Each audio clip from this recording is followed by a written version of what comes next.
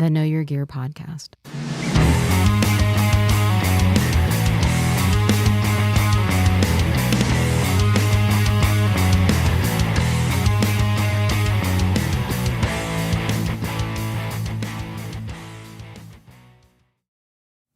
Hey everyone, welcome to the Know Your Gear podcast for March 3rd of 2026. We made it another week. We're ready to talk guitars and fun guitar stuff.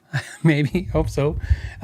We got a lot to talk about. I got some stuff to share at the end of the show that I think will be fun. Some people sent some stuff. I thought I'd share that with you guys. We have some reactions. I guess I'm going to do a reaction today. That's kind of strange. We have a guitar of the week. One I promised you guys. I already did one of these and I promised I would do the other one, and then I never did it. So I can't not do that. So as always, a couple things to mention is that this is a patron sponsored, channel member sponsored podcast for over 8 years. And so thank you for all of the people who support the channel in all the ways you do, whether it's subscribing, liking, staying at the end of the videos, throwing cash at us, whatever it is you're doing. Thank you for that. As always, I appreciate it. And to say thank you back, if you're here live, there's no ads during the live part of the show. The ads start at the rebroadcast of that. And that's just a way of saying thank you guys back. And as always, I want to thank the moderators for helping facilitate the shows. They actually do a lot of work, especially behind the scenes, more than you'd probably ever imagine. And I just want to say thank you because they deserve it every week for sure. So that's all the announcements. Let's get into stuff. I want to start with a soft topic, and then we'll get into a funnier topic or a harder topic. Let's see. Where are we going to start? We're going to start with this one was from last week, and I didn't get to it, so I actually brought something like a little prop or something. This one says, "Hey Phil, I have an Ibanez hard case with a bad smell. Any suggestions? Thanks a lot and love the show." So interesting enough, I think any case would work for, but I actually had the same problem you had, and my case is very important. Not that your case isn't very important, but let me show you what happened. I bought a guitar a few years back, a very rare guitar, very hard to get guitar. My wife bought it for me for my anniversary, so it was our big one, right? It was 25 years. So what happened was the case was part of the cool thing about the guitar, except for the case was very smelly. So let me tell you what I ended up doing. So let me just show you. I'll show you the case. Let me show you the case. So it's an Ibanez case as well too.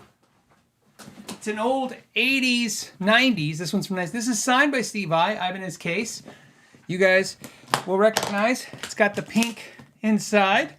It's a pink case.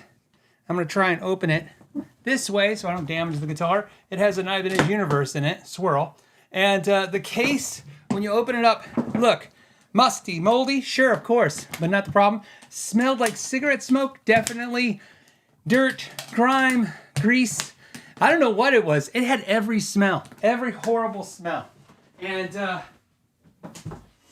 my concern was if I put chemicals in it, not only could I ruin the material in it, but what would happen if I trapped the guitar back in the case and then those chemicals reacted badly to that guitar. So I didn't know what to do. And so I came up with an idea and I tried it and it worked for me. So I'm going to give you the idea. So I have in my garage, it's in sections, right? I don't know how to explain that. I mean, I do have to explain it. It's in sections. I have 2 sections of the garage, right? It's a 3-car garage. The 1-car garage is separate than the 2-car garage. So I guess it's not that as hard as I thought it was. See, somebody said ozone machine. I used, an ozonator on it as well. But what I did was I opened the case. I left it in the garage. It actually stunk up the 1-car garage a little bit, which was not great. But what I learned is it took about 2 months, maybe a month, but definitely 2 months. I would go out every couple of days when I was going out to, get in my truck. I'd walk into the 1-car garage, smell the case. It's open. Just keep it open. And I put a fan on it, not all the time but I have a fan for a big what do you call it, commercial fan. Not it's like I'd say it's like a 15-inch fan, but it's made for it's huge. It's powerful. And so I would run a fan on it and actually gassed it all out.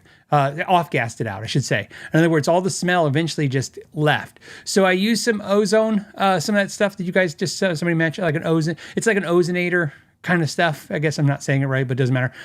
Sprayed a little bit on there. And somebody mentioned vodka. Somebody mentioned vodka. I didn't try vodka. Somebody mentioned vinegar. I think somebody mentioned vinegar. And that is something I tried too. What I did is I misted it on a cloth and I cleaned things with some white vinegar and water mix. And it was easy because Shauna keeps that pretty much standard around all the time. And it just, so basically what I want to say is I tried a bunch of stuff, but the thing that worked the most was just air, just letting it air out. Air out was a huge thing. Just getting some air across it, and it worked great. And I didn't know if it was ever going to work. I was very prepared that if it didn't, I would have to basically sell off the case because there's no way I was going to keep that case in the house. It was just too stinky. And nope, it has no smell now. So I was going to tell you, so you could try some, those ideas. Some people use saying some stuff. I was going to use some, what do you call it? What's that stuff that everybody uses? The spray. I don't know what it's called. But anyways, I found that just airing it out worked the best. So air it out. I would actually try that first. And then if that doesn't work, then maybe go to chemicals. So a reason why I say that is, I don't know, I didn't notice that the chemical, the ozone stuff, or even the vinegar and water did the trick. It was definitely, yes. Robot Shlomo said air and sunshine. That's exactly it. So I would open, when I was ever in the garage, I would take it outside again. And just funny enough, and I would have never done it except for, what happened was I had bought some, I think we bought mats, like floor mats. I bought these floor mats and they stunk so bad. It was like a chemical and the rubber, it was just intense. In fact, it almost made you nauseous. And we were a little nervous about it. We were like, oh no, what do we do? And so Shauna looked online and everybody said, oh, it just needs to gas off. The smell needs to gas off. And just leave them outside and let them air out. And I'm like, and then I just had this moment in my head like, that's what my mom used to do. That's what we would do when we were kids. We would just hang clothes. We'd hang smelly things outside. You just with clothespins, hanging them over the clotheslines, because we used to have clotheslines growing up. And I was like, oh yeah, I forgot. You forget the miracle of nature. Just a little air and sunlight did the trick, and some time. And I highly recommend it. I feel confident enough that I can tell you two things. That case did smell really bad. The case is quite valuable. I would imagine the case is worth, about $300-400. I don't know, probably $250, on the low side, and $300-400. But it came with the guitar, so it's actually more important that it's with the guitar. And but yeah, so that's so I would just say that I've been using that ever since. Just air, sunlight, oxygen, time, and works great. So that's what I would do. Okay, this one was actually something I saw a week ago. I was gonna do it last week, didn't have time last week to talk about it, and then you guys hit me with it, and I needed time to think about this. So we're gonna talk about this thing that came up.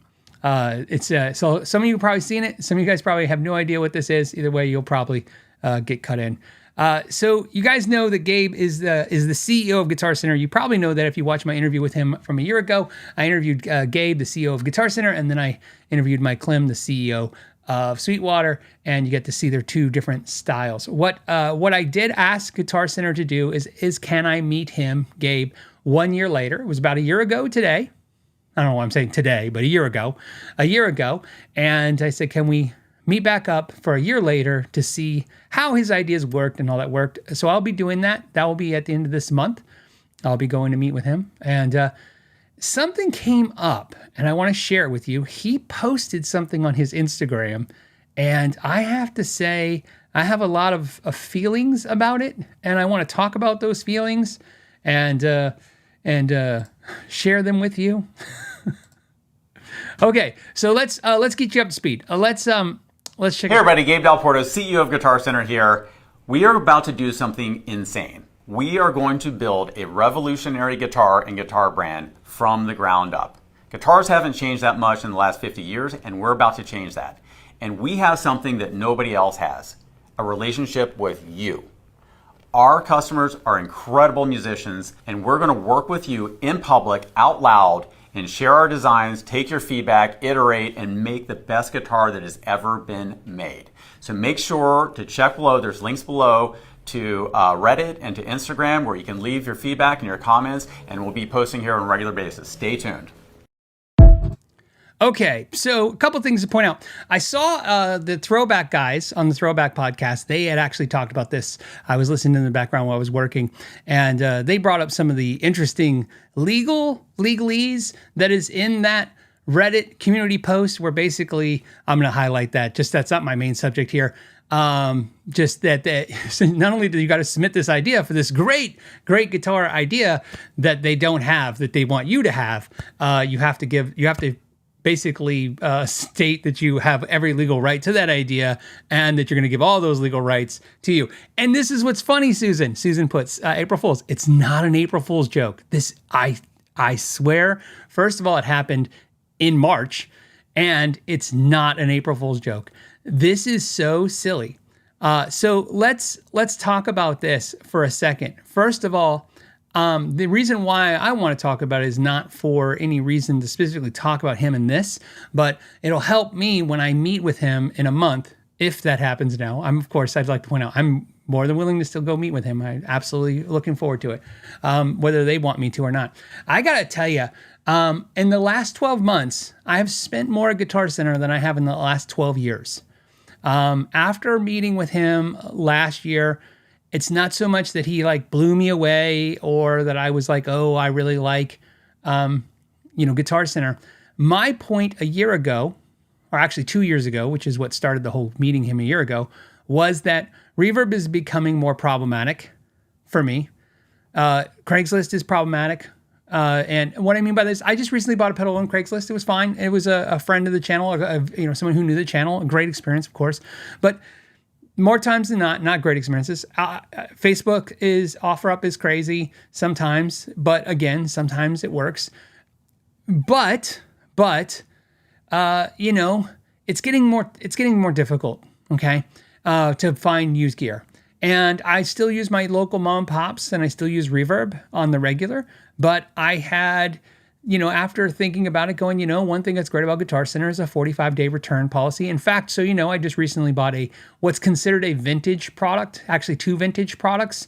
And even though Guitar Center only gives you the 3 days, which is bullshit, because they really should give you more than that.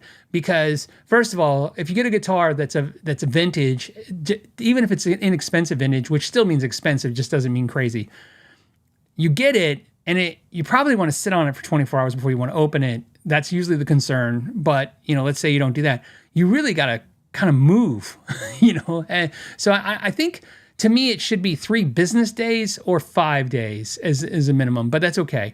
In the particular case that I bought recently, do I have it? No, I do.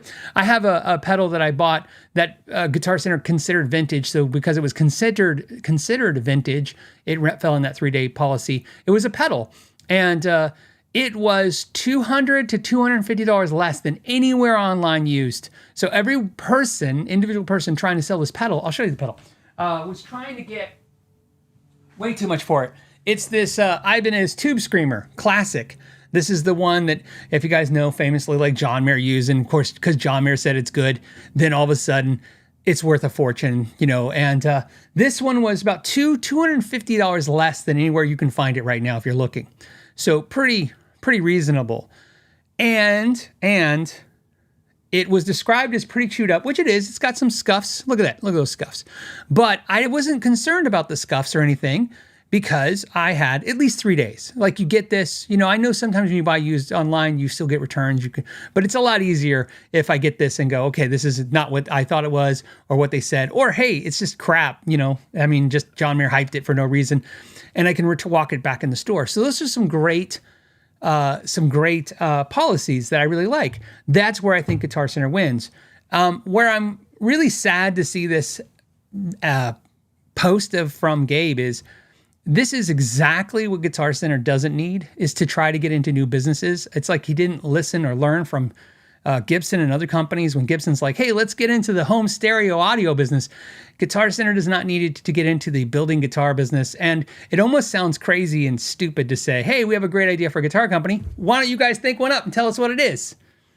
By the way, just to point out, I had to, of course, if you guys, you have to, I had to ask AI. I go, AI, Guitar Center wants a new brand of guitars, revolutionary, different, something new. What could it be? Let's do it. And I figured, well, I'll get AI to tell me the answer, because that's what everybody's doing now because they're lazy. And I'll submit that idea to Guitar Center, AI. So here's what AI said. AI said, you should make the Bodie McBoatface guitar. That's exactly what you need. This is a joke, by the way. If you guys don't know the joke about Bodie McBoatface, essentially what this was I think it was England. Was it England or was it Switzerland? Somebody was basically, government was making, I'm going to give you the probably pretty semi-accurate version of the story. Government decided to make a research vessel and decided to ask the community at large, hey, what should we name this thing? And a DJ said, hey, let's call it Bodie McBoatface. And then everyone voted that it should be called Bodie McBoatface. So, of course, that made me laugh. So, of course, according to the internet, Guitar Center should make Bodie McBoatface guitars, which I think is totally great. So, Gabe, by the way, that's free. Totally can have that all you want, the Bodie McBoatface guitars. But my point to this is, as I purchased heavily from Guitar Center in the last 12 months, I do have some thoughts. And this is the things I do want to kind of point out. He said in the interview with me that he wants Guitar Center to be like Disneyland. And I've been thinking about that. And one thing I can tell him after visiting so many stores and buying so many things and having some good experiences and not so good experiences, there's one thing that Guitar Center has in common with Disneyland, which is both their lines really suck. It takes about as much time to buy a pack of strings at Guitar Center as it does to get on the Pirates of the Caribbean ride. So you've succeeded in the whole making it like Disneyland. There's no churros, which sucks, because I really think that would really improve the Guitar Center experience if I could at least get a churro while I'm waiting for a half hour to buy some strings. By the way, I'm insulting no Guitar Center employees. Every Guitar Center employee told me they're embarrassed by the checkout times. No exceptions. They all said it over and over again. Our system is antiquated, it's slow, it's stupid. We don't know why we have to get all this information and go through such a long process just to make a quick, easy purchase.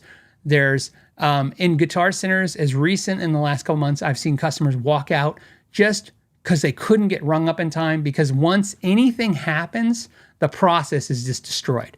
What I mean by that is, if you're in the Guitar Center, it doesn't even have to be that busy. All it takes is one person trading in gear, which logs down their computer system, and then they're one terminal down, and all it takes is one customer needs something to check something out. It doesn't seem to take a lot. What's interesting about this is, this is where I'm telling you, instead of creating, this is my feedback, instead of creating a new guitar brand, which, by the way, is kind of insulting to all the brands that are in your stores. Because, if you want a new exciting brand of guitars that no one's seen in your stores, why don't you just carry something besides Fender and Gibson? I mean, there is Aristides, there is Ormsby, there is a lot of brands out there that are making things. In fact, when I was on the Reddit post, which I'll go to now, some people were submitted some ideas, and one person submitted an idea here. In fact, there's 3 people that I came across that submitted ideas. All 3 of those ideas are great. You know how I know? Because those guitars actually exist. Somebody said, hey, you should make a guitar with a pickup swap out. That exists. Somebody's like, hey, you should make a guitar. You're like, wait, what? That every suggestion was a guitar that already existed. Could you imagine if Guitar Center just carried more of those nice guitars? I mean, instead of saying things like, hey, guitars have pretty much sucked for the last 50 years. We know because they're in our stores and they're not selling. I'm adding that part. I mean, I better not get in trouble. He didn't say that. But I heard that.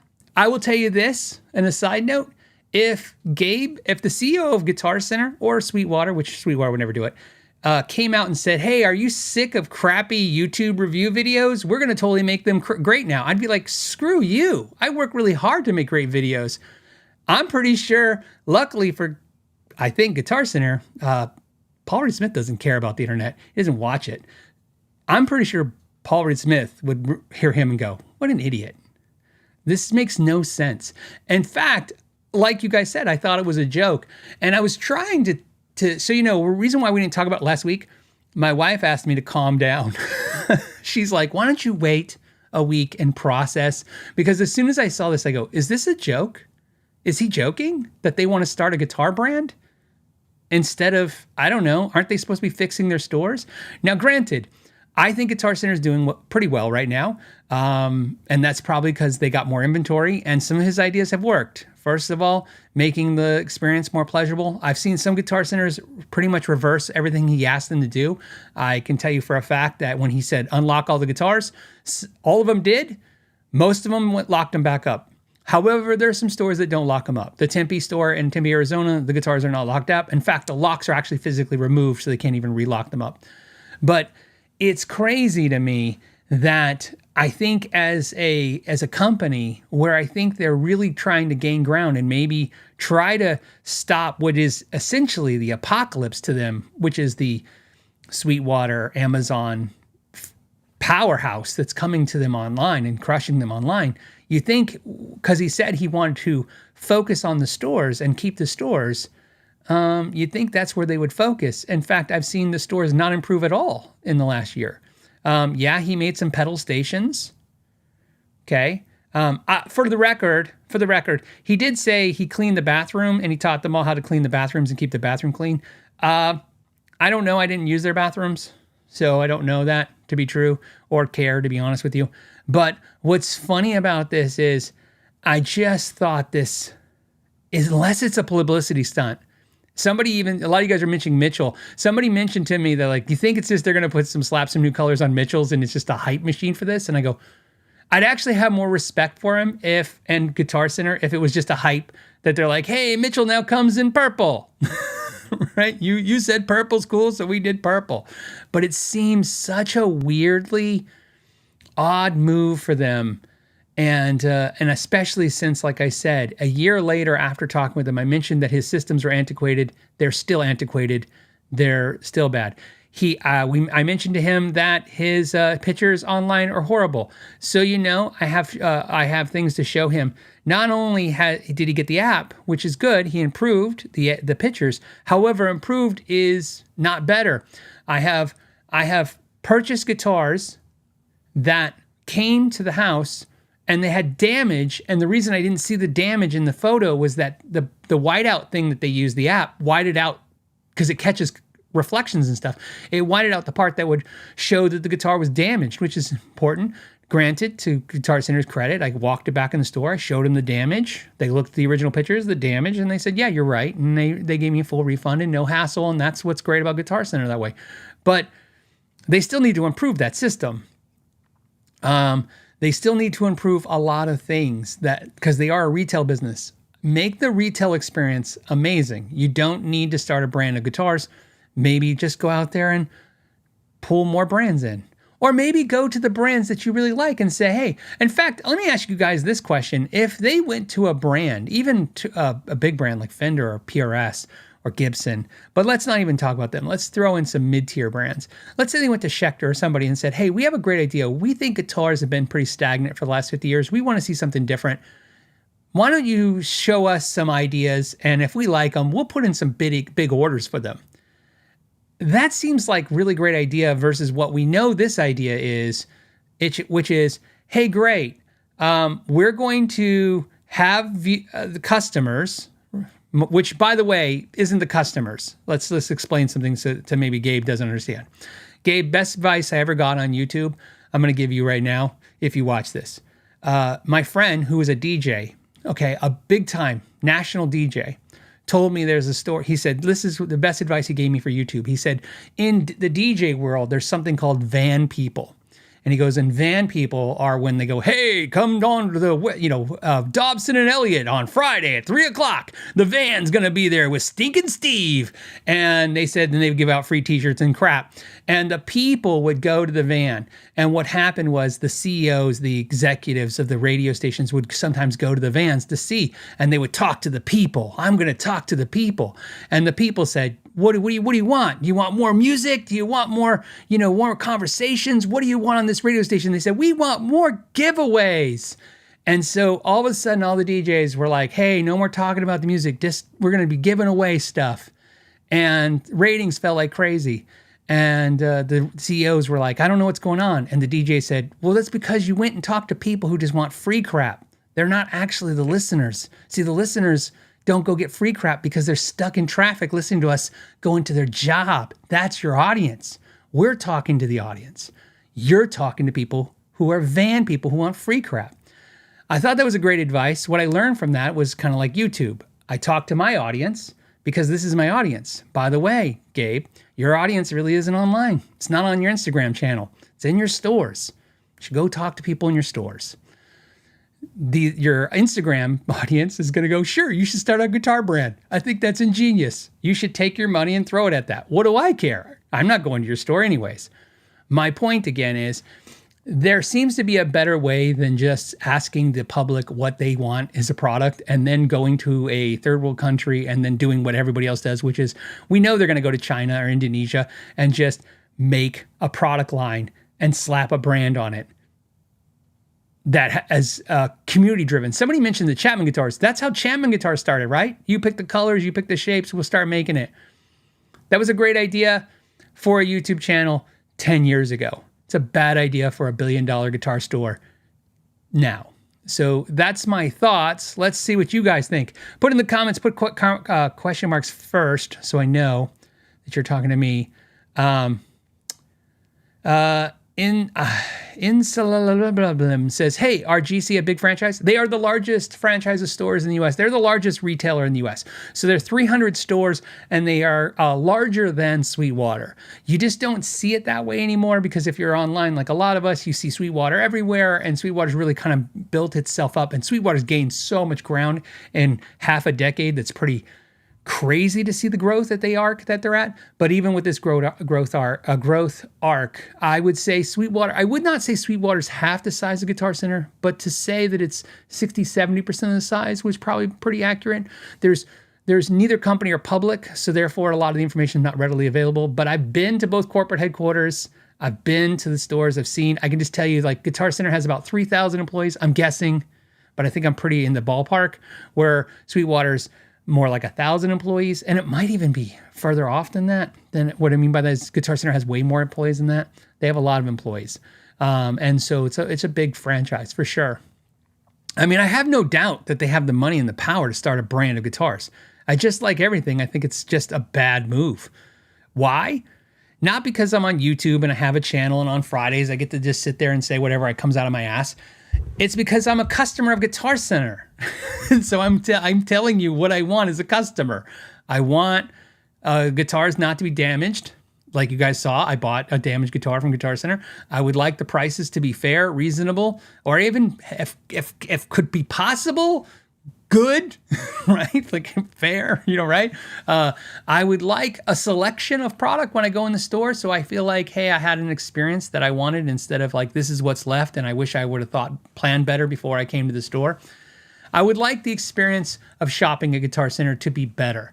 I bought a pedal from Guitar Center this week. I bought 3 Guitar Center pedals new from Guitar Center this week, and all 3, like I said before when I told them a year ago, they take a week to get here, and again, I could get them faster if I went from Sweetwater.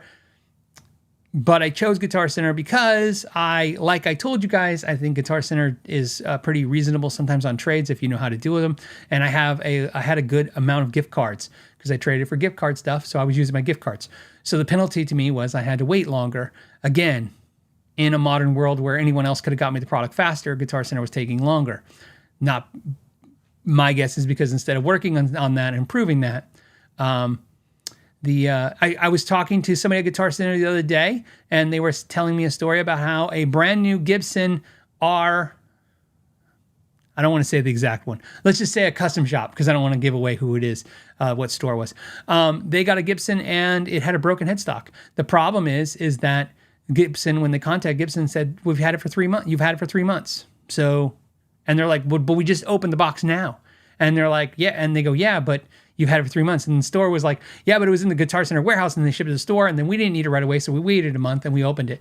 And I told that person at Guitar Center, he says, does that sound crazy to you? And I said, it doesn't sound crazy when you think about the fact that now Gibson has Sweetwater as a customer and Sweetwater opens every single guitar as soon as they get it and goes through it. So yeah, they probably think it's weird now that you're not opening the product and checking it.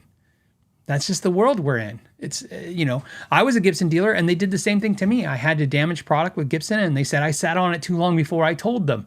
My problem was an Epiphone, not a Gibson. And my issue was they kept sending me a back catalog of the same guitars. And so what happened was we did not pull fruit. In other words, I did not know to do this in the guitar world, but in the fruit world, fruit and vegetable world, apparently, when you get new produce, you pull the old produce forward, you put the new produce in the back. I have never worked in a grocery store, did not know this. So of course, when I was getting new stock of Epiphones, I was not pulling the older stock of Epiphones forward. I wasn't even thinking of it that way. And until Gibson taught me, yeah, they're like, you've sat on this for months and now you're telling us it's defective. And I'm like, yeah, it's because I sold two, but I didn't grab that one first. I didn't think to grab the old one. So again, these are the things that you have to learn in retail. I'm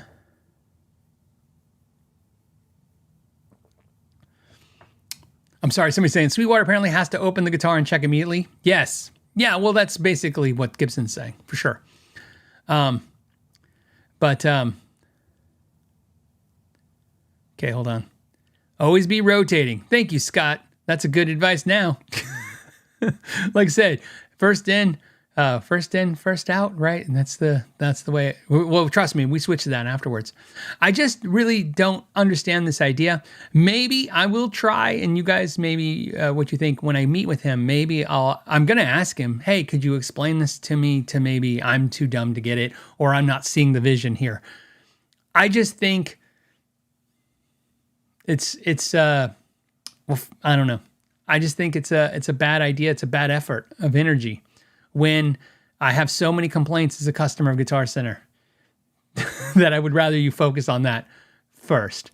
Hold on. Let's see. Somebody else said, last thing I bought from Guitar Center was a power amp they actually did have used and just didn't bother to tell me or ship anything. Of course, took a week and to get any info. Oh, okay. Let's see. Vox Guitars Rock says, hey, my favorite music store is still up and running, but my second favorite is closing for good. I'm sorry to hear that. This is kind of why, like I said, I really believe, and it's just my philosophy, that I believe that Guitar Center closing would be a huge coffin nail in the mom and pop music stores. I know everybody thinks the opposite. And sure, 20 years ago, kind of in the world where Walmart was the death of mom and pops, sure, stopping the Walmart, could that have helped the mom and pops? For sure. But now Walmart's not the problem, Amazon's the problem. In my opinion, Guitar Center is not the problem as much anymore to the mom and pops. It's the online sales. It's the Fender going direct. It's the Sweetwater. That's what's going to kill the mom and pops. And the reason I explain that is because the one thing that the internet has that mom and pops can never ever compete with. Look, you can outclass them. You can out-knowledge them. You can even undercut them, even though that sucks, it cuts in your profit line, but you can do that. But the one thing you can't do is out-inventory. You can't out-inventory the internet. So when somebody walks in your store, it used to be just 20 years ago, somebody walk in your store and go, I'm looking for a Strat. Okay, great. We got 10 of them. What color you want? And they go, white. And I go, I got every color but white. And they're like, okay, why don't you try one? And they go, hey, you know what? I was really looking for white, but I'm looking at this this Candy Cola, and this Candy Cola looks good. I think I'm gonna take Candy Cola. Or, hey, if you give me 10% off, I'll take Candy Cola. There was an opportunity. Now people go, yeah, I'll just get it online. They got the color I want online. I'll just go online. And so that's why I said, so Guitar Center, whether you realize it or not, it's like restaurants. Having a Guitar Center in your area where it used to hurt your mom and pops. And some mom and pops still disagree with me on this. And they're partially right. I mean, there's no 100%, this is all absolute. But I will argue that one thing that happens is when I go to a Guitar Center, I kind of then just go to another music store. I tend to hit multiple music stores in the same day. If I'm taking a Saturday and I'm going to hit a store, I'll hit whoever's local next to me. If there's only one store and it's a 30-minute drive, I kind of go, well, I want to go, but not today. See what I'm saying? You want to kind of hit multiple things. It's why, and I'm not saying I know anything about this, but it's why I think car dealerships all kind of congregate together. You have a lot of mecca centers where you go, like, hey, here's your Honda, your Toyota, your Nissan, dealerships. They're all right there on the same street. So you can go and try all the different brands. You want to hit multiple stores. It's why they have malls, so you can hit multiple stores. So I feel like every time a store closes, a music store closes, it doesn't make it easier for the other music stores. I think it makes it harder. So, and I'm not necessarily saying Guitar Center is great. I'm just saying, I just think if Guitar Center was to close its chains, it would be detrimental to the mom and pops. It would not be a help. Not at this point. I think that would just, again, it would just cement us all going online.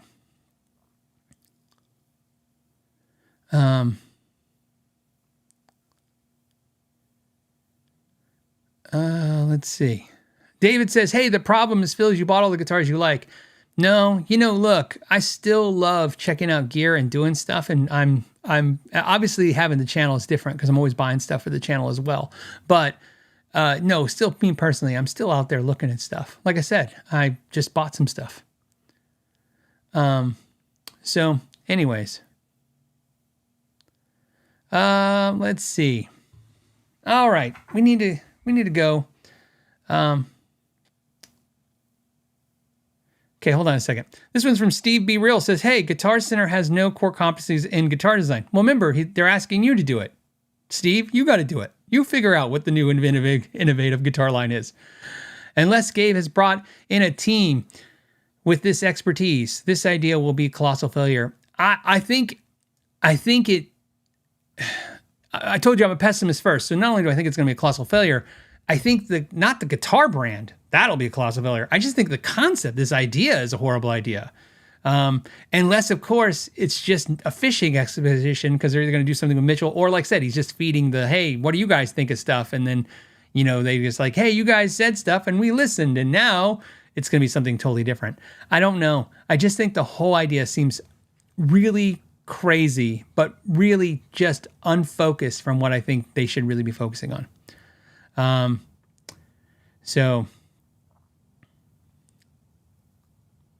Angry Welder says, hey, this idea is about patenting ideas, not about building guitars. It could be. It seems very nefarious, it actually, that's why I said, Sean asked me to calm down for a week and not talk about it. If you watch the Throwback Guys, they talk, like I said, more of the legalese side of it.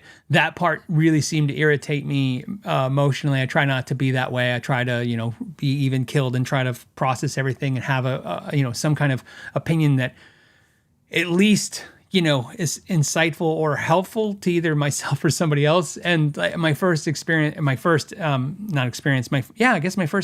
this was like, really? People gotta send your other ideas and you're kind of just implying you're gonna then own their ideas, and there's not even really talking about compensation. And I'm like, this seems really just slimy and bad. I just didn't dig it.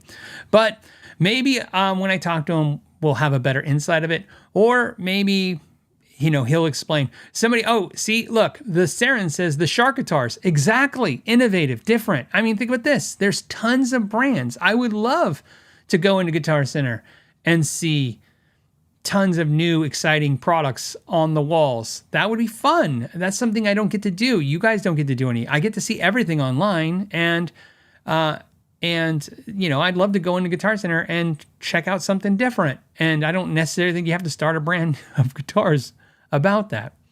So, but anyways, and then Ramblin' says, do you buy used gear? I mostly buy used gear. So, just like anybody else. That's usually what I will buy. Because again, you can save some money, and, you're just trying to keep your budget.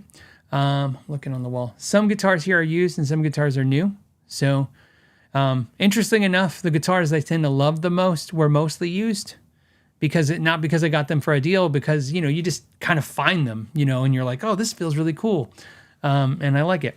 So, yeah, six-stringster guy says buy and try. Yes, buy to try instead of try and then buy. Okay.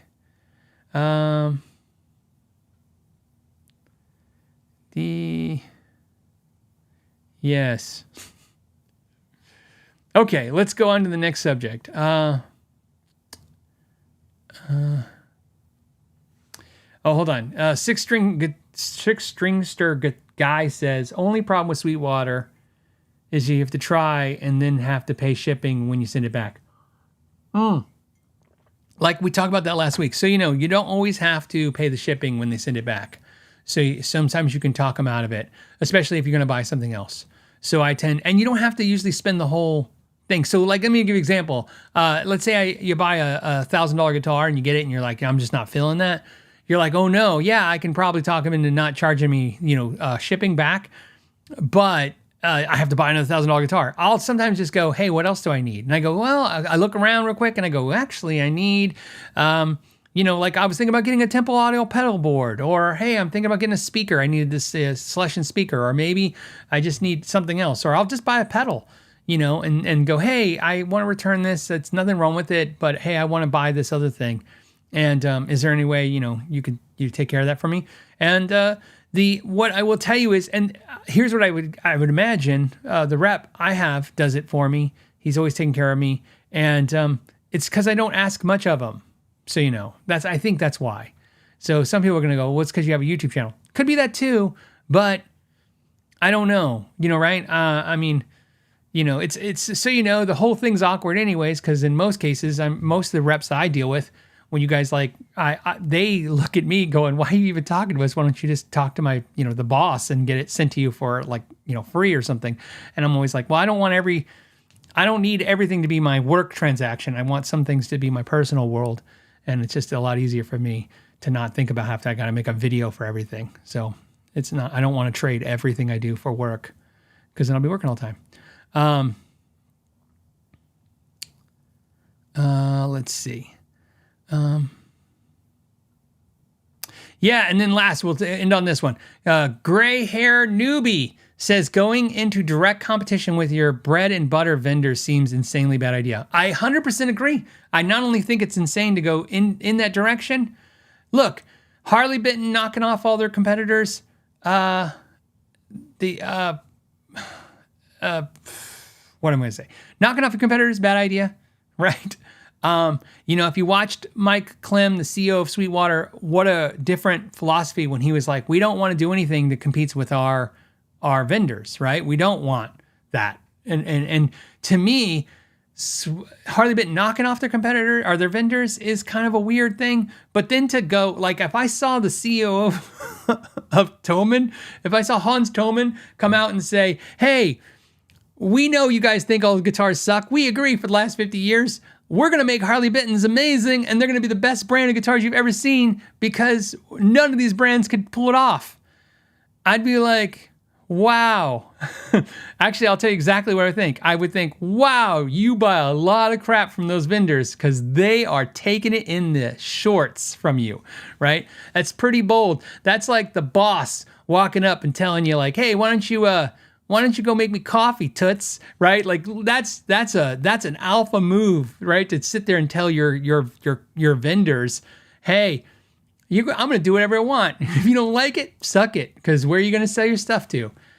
It's just kind of weird. It's a weird thing. Angry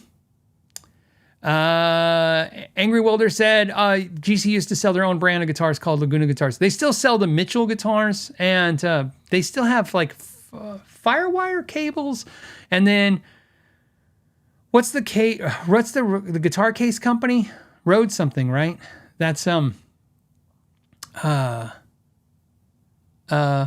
then Bunky Muckett says, Phil, wasn't Michael Kelly a Sam Ash brand? It still is. So the way it works now is there's a company in Mexico that owns Sam Ash now. They own the brand Sam Ash, and so they own the website.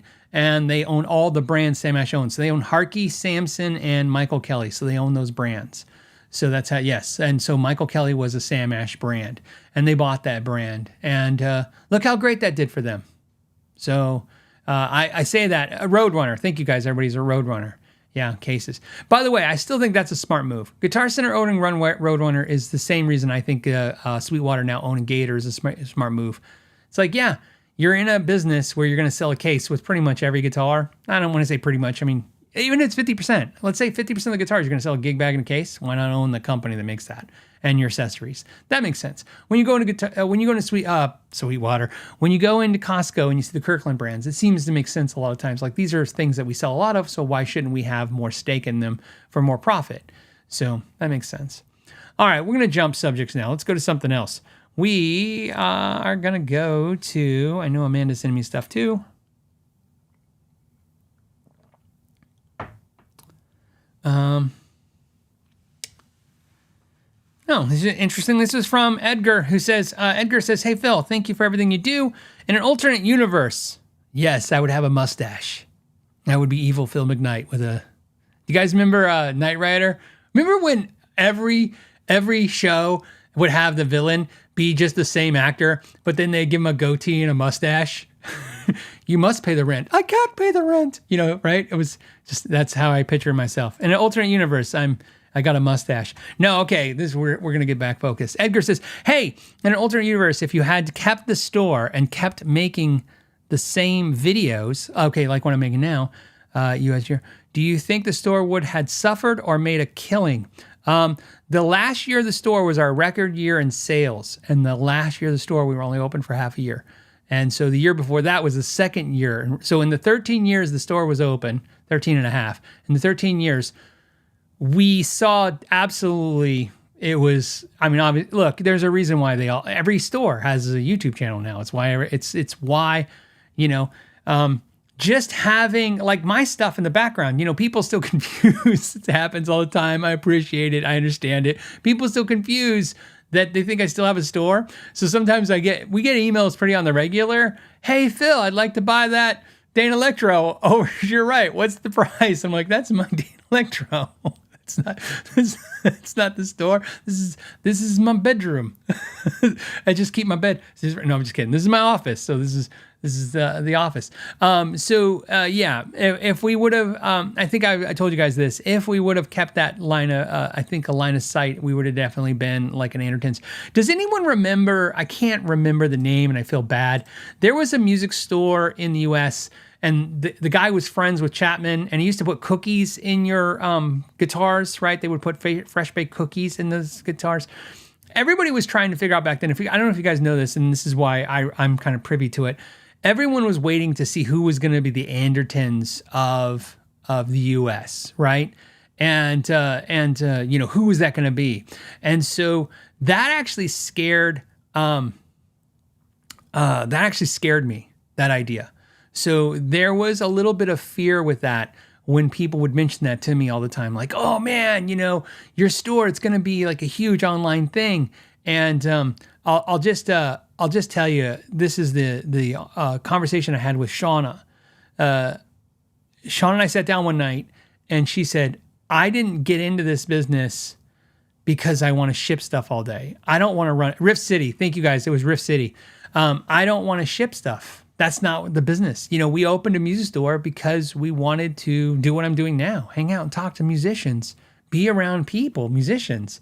I didn't want to be an online entity. I don't know why that it seemed to me like sucking the life out of everything I would love. And it was not interested in that at all. But we're not naive either. So we actually did have to sit and have an honest conversation about, well, do we take this D-level YouTube celebrityness that I got?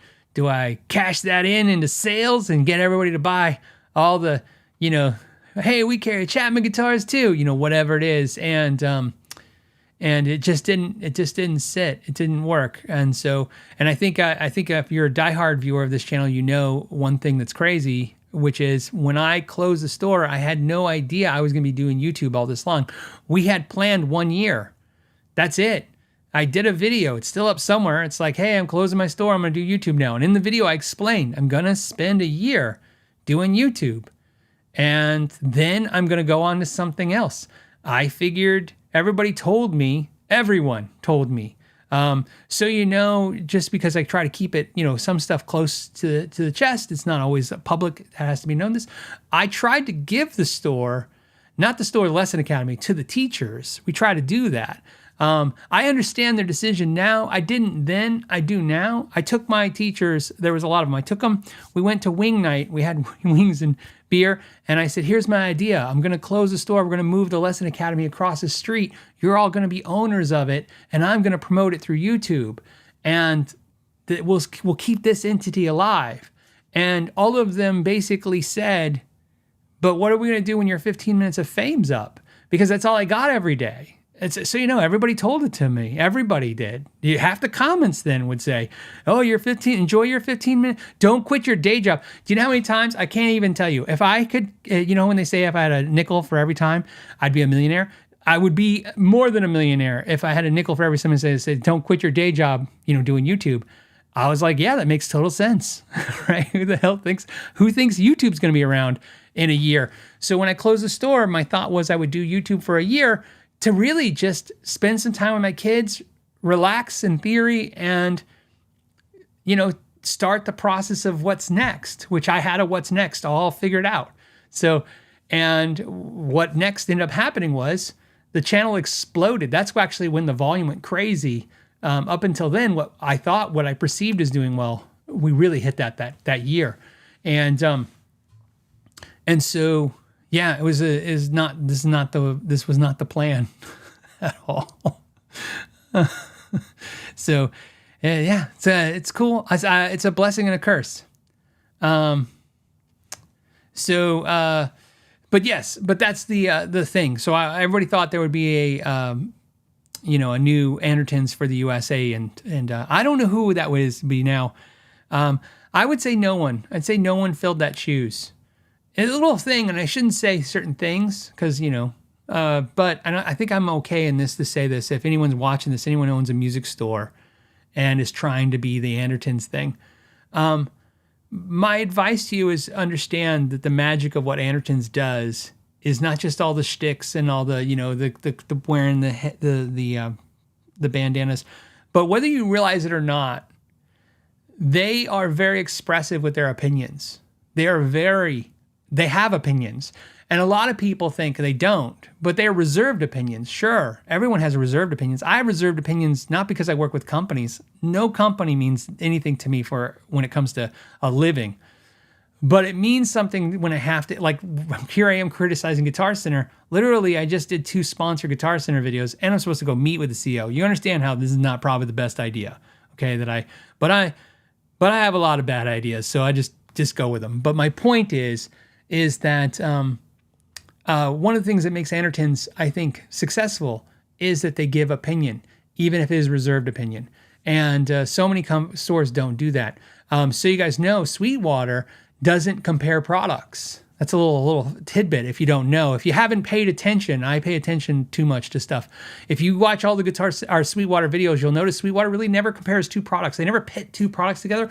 And there's a reason why. That is, I've learned, very upsetting to manufacturers. When I tell people I've upset a manufacturer, I would go, what did you say? And I'm like, you don't understand what upsets a manufacturer. If I was to mention, just an innocuous little comment I can make, like, for instance, saying like the new Fender 75th anniversary Telly is a really cool guitar. It's $3,000, but for $2,500, you could get all those features and more from Kiesel.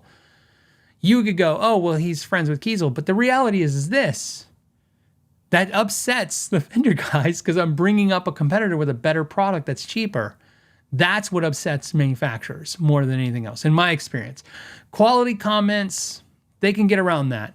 But suggesting that you go to somebody else, you could see where that can upset some people. So you see why companies like Sweetwater don't do that. You don't see Sweetwater. They won't even compare like products. They won't even, if you watch their videos, they never do it. Notice they never go, hey, today we're going to be checking out the Friedman against, a Soldano or a Squire versus a Fender. They don't even do that. So it's because, again, they are very conscious of the fact that could upset their vendors. And why do that? You have a business relationship with them. So I think people don't realize it. And I believe, just like this channel, I believe that the reason Andertons can get as far as they've gotten with it, and the reason I've gotten as far as I've got with it, is that it's certain size. Even though you piss them off, the audience and insulates you a little bit. I'm slightly insulated. I'm just not very insulated. Trust me, I can be still pummeled to death, publicly, right? But you understand, like, when they hear me say something, sometimes what saves me is they again, a reserved opinion being a little crucial, but maybe being also kind helps. But also, hey man, there's 1,400 people watching him live. Maybe we shouldn't attack him publicly. And then we have an off-camera discussion, and sometimes that works out better. So I just, like I said, that's what I think. But anyways, that's my advice. Anyone wants to do that. Make videos, but give honest opinions, and just be prepared. You're going to get pummeled. You're going to get pummeled. I get pummeled way less now than I did just 2 years ago, much less 5-10 years ago. But I do for a while, I don't know why I actually said all the stuff I did, because it was getting brutal. So, when I mean by brutal, I mean companies like legally attack, going to legally sue me. They're going to, they publicly denounce you. I mean, you name it. It was horrible. Okay, let's get to a brighter, happier subject. And I got some questions from Amanda.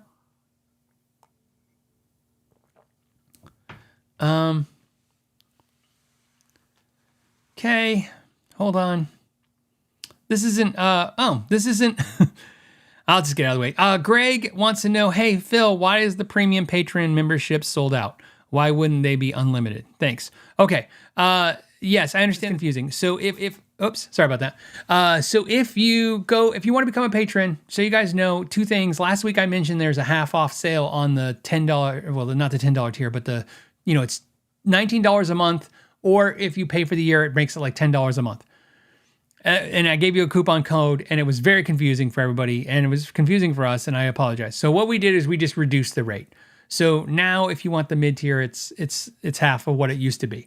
So if you go to the Patreon page and you want to see the live clinics and the lessons and stuff like that, it's just half of what it was. If you want to just support the podcast, it's $5 a month, and you get 10% off if you buy the year. It's all automatic. You don't need codes, and it's great. There's a higher tier, okay, and it's sold out. Here's why it's sold out. I cap tiers constantly. I'll put a limit on how many I have in each tier. And the reason is because the sponsor of this podcast is the patrons. And that's great, because I've told you guys for years that, hey, I don't have a company dictating to me anything, and I don't have to read ad copy to you guys. But there is a slight drawback to it. Not everything's a perfect world, right? Here's the slight drawback. I do bonus podcasts to say thank you. I also do the live clinics and do lesson stuff to say thank you on repairs and stuff. And then I do a coffee hang, and I hang out with the top tier and to say thank you. And so here's the deal. That all takes time, okay? And the reality is that even though I would love it, because more people is more money, to get an infinity of money, the problem is that, like anyone, you have to assess, and I assess all the time how we're doing. And when I start getting messages saying, hey, you never responded to my email, or hey, I had a question about this, but you didn't get to me, I'm like, yeah, it's because there's too many.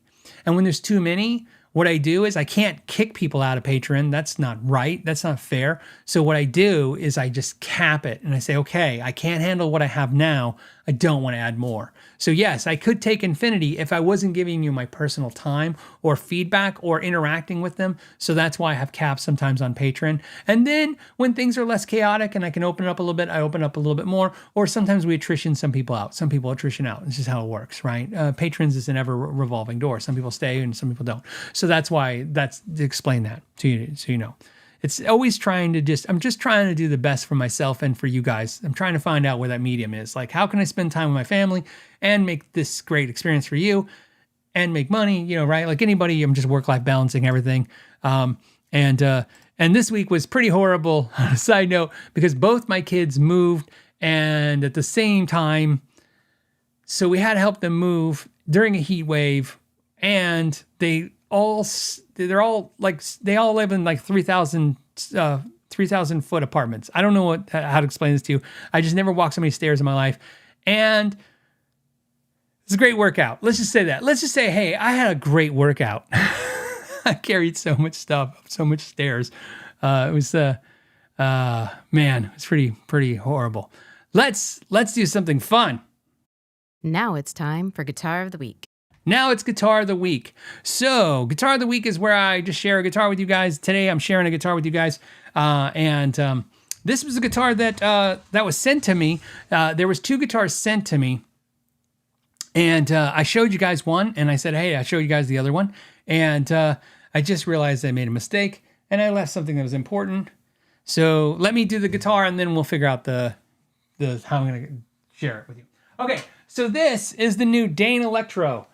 This has P90s. Now, what's interesting about this Dane Electro, which is hard to tell, is this one has, let's go here. So we got a side camera. Look at that. This has, oh, look, you still can't tell that. Look, they look black. It's like my lighting is too dark. Let's go back here. There we go. We have red pickups. Look at that. These have red pickups with red knobs. So this is a new Dane Electro with P90s. And they decided to do something a little different, including change the back, the plates a little bit, a little different like there. This comes in silver, and they added this cool little truss rod plate that's red, and they put the Dano name on there. I'm using a little Snark tuner. By the way, Snark and Dane Electro, same company. And then they put these new tuning keys, which are actually old retro keys. These are still made in Korea at the Mir factory. So still same quality as always before. These are fully hollow, chambered. This is Masonite. So Masonite I've talked about before. If you guys know what pegboards are, you know, where you hang your tools on, or if you're old enough to remember when they put a piece of Masonite on the back of your TV, that piece of cardboard looking stuff, that's Masonite. So there's a sheet of Masonite here, a sheet of Masonite here, and then they put this tape. This is actually like vinyl tape around here, but this one they painted the tape the same color as the body. And then they found these old knobs from like 1930s radios. They thought that was cool. Something that I was going to show you that's cool is the bridge comes with 2 bridges. So they come with this bridge, which is the retro correct bridge, which has a piece of rosewood right here. But then in the box with the guitar is another bridge where you get 6 individual saddles. So if you want to better intonate the guitar or have something more stable. I actually prefer it with the wood bridge. I thought I was going to be the opposite, but I actually like it with this bridge. Playing it, I'm going to run through the Tone King Royalist.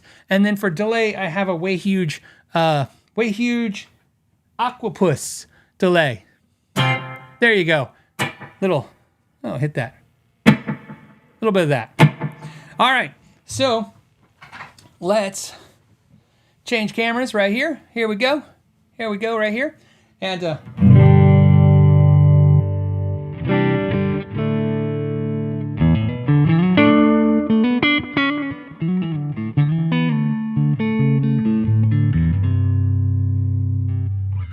so it sounds beefy and huge. One thing that's weird about the pickup, I thought was weird, is I had to lower this one because when it was up higher, it was feeding back. It had a weird feedback to it. So something to think about if you get this guitar. I think one thing about this guitar is it's a little feedbacky, which in a room like this at home, it's great, and recording you'll be fine, but on a stage you might be aware that that's going to be something that you're going to have to consider. It has a 3-way switch. Obviously it makes perfect sense in the volume and tone. So pretty straightforward. Let's go ahead and play something. Again, I'm running the Royalist clean, and then I'll hit the overdrive channel on it. And let me just play some stuff. I'll start with the neck clean, and then I'll go to the bridge for the dirty.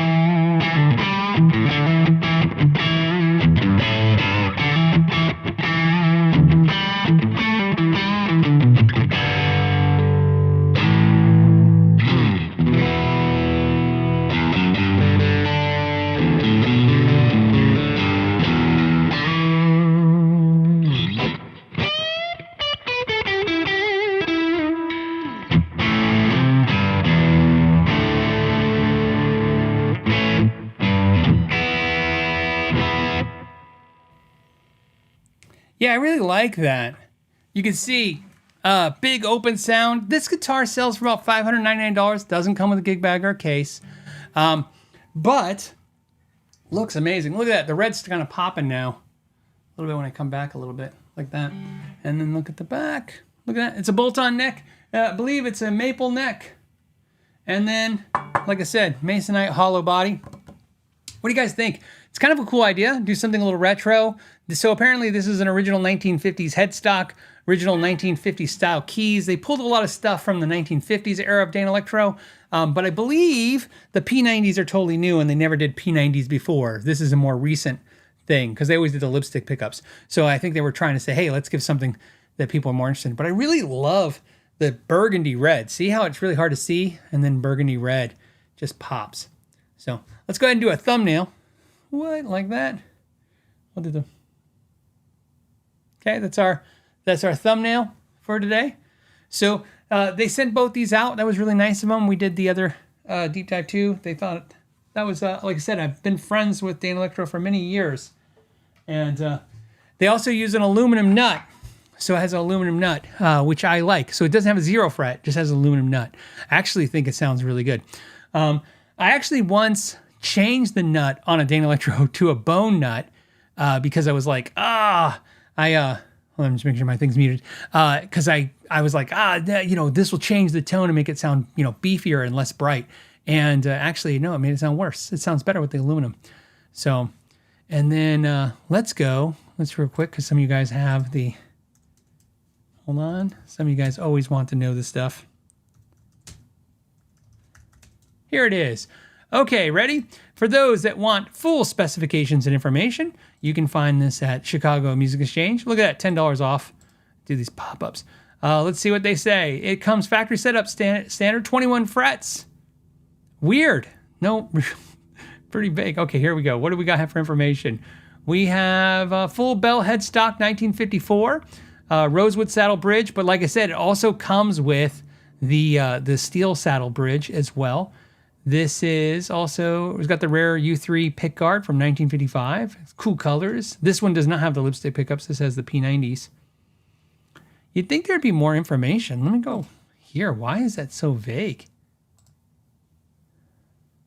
That's the only place I see it. Well, it's got to be on their website too. Hold on. The Dano. Okay, the Dano. Okay, let's go here. Now we're on the actual Danelectro website. You can see here you see how bright those red pickups are. That looks more accurate. I don't know why my lighting's dark today. So you guys know I had an issue with my software needed an update, and all of a sudden they changed everything, so it made it a little harder today for lighting. Okay, where do we see? Oh, here it is. The Dano Cool. Dano. Is it called the P90s? Dano Cool. Nope. Okay. New Dano Cool. Baritone and 12 string. New Golden 50s. Dano Mano. There it is. Dano Mano. More Dano Mano. That doesn't... Yeah, that's pretty bummer, man. There's not a lot of information about the guitars. Let's try this. Nope, just back to here. Huh. All right. Well, we'll need to send them a note on that. They need to improve that. Okay, let's go here. And, all right. Any questions about the Dano Mano Danelectro guitar? And, somebody says, was their website built in the 1950s? Yeah, that was pretty basic. I thought it would be a little cooler than that. But the guitar's cool, and I guess that's all that matters.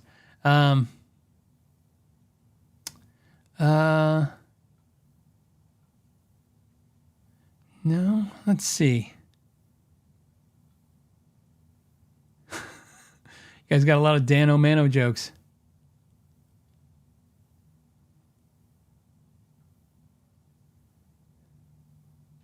No, I think, okay, so, somebody misunderstood me. Somebody says, hey, because I said it has an aluminum nut, it has a 0 fret. No, I said it has an aluminum nut. It does not have a 0 fret.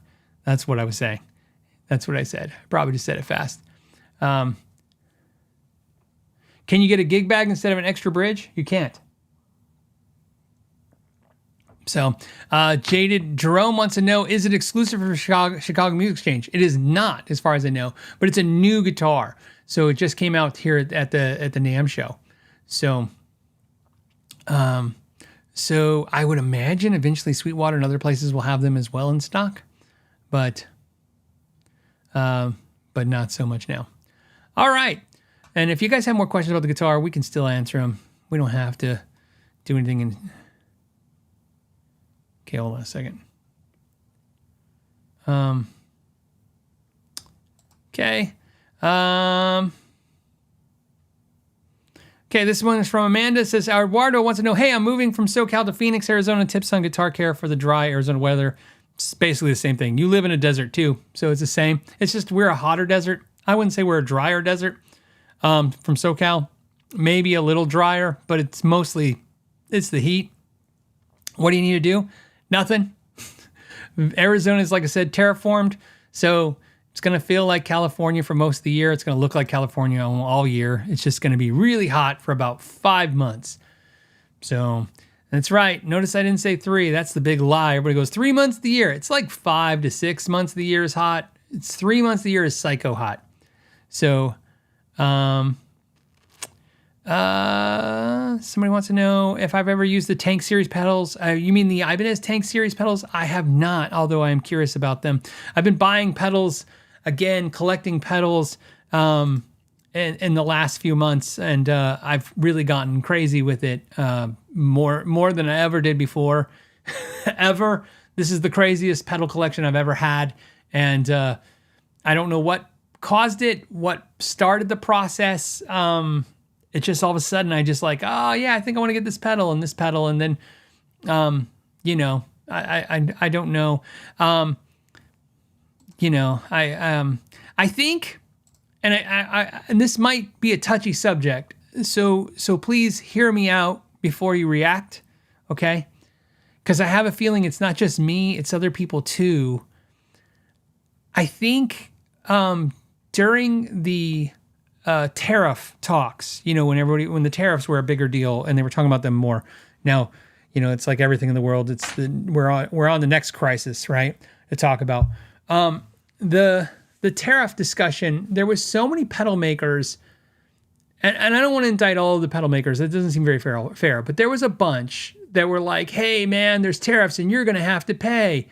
And my issue with that wasn't about tariffs. So this is not that's why I said, please give me a second, because it's not about tariffs. It has nothing to do with tariffs, the discussion, not pricing, not cost, none of that stuff.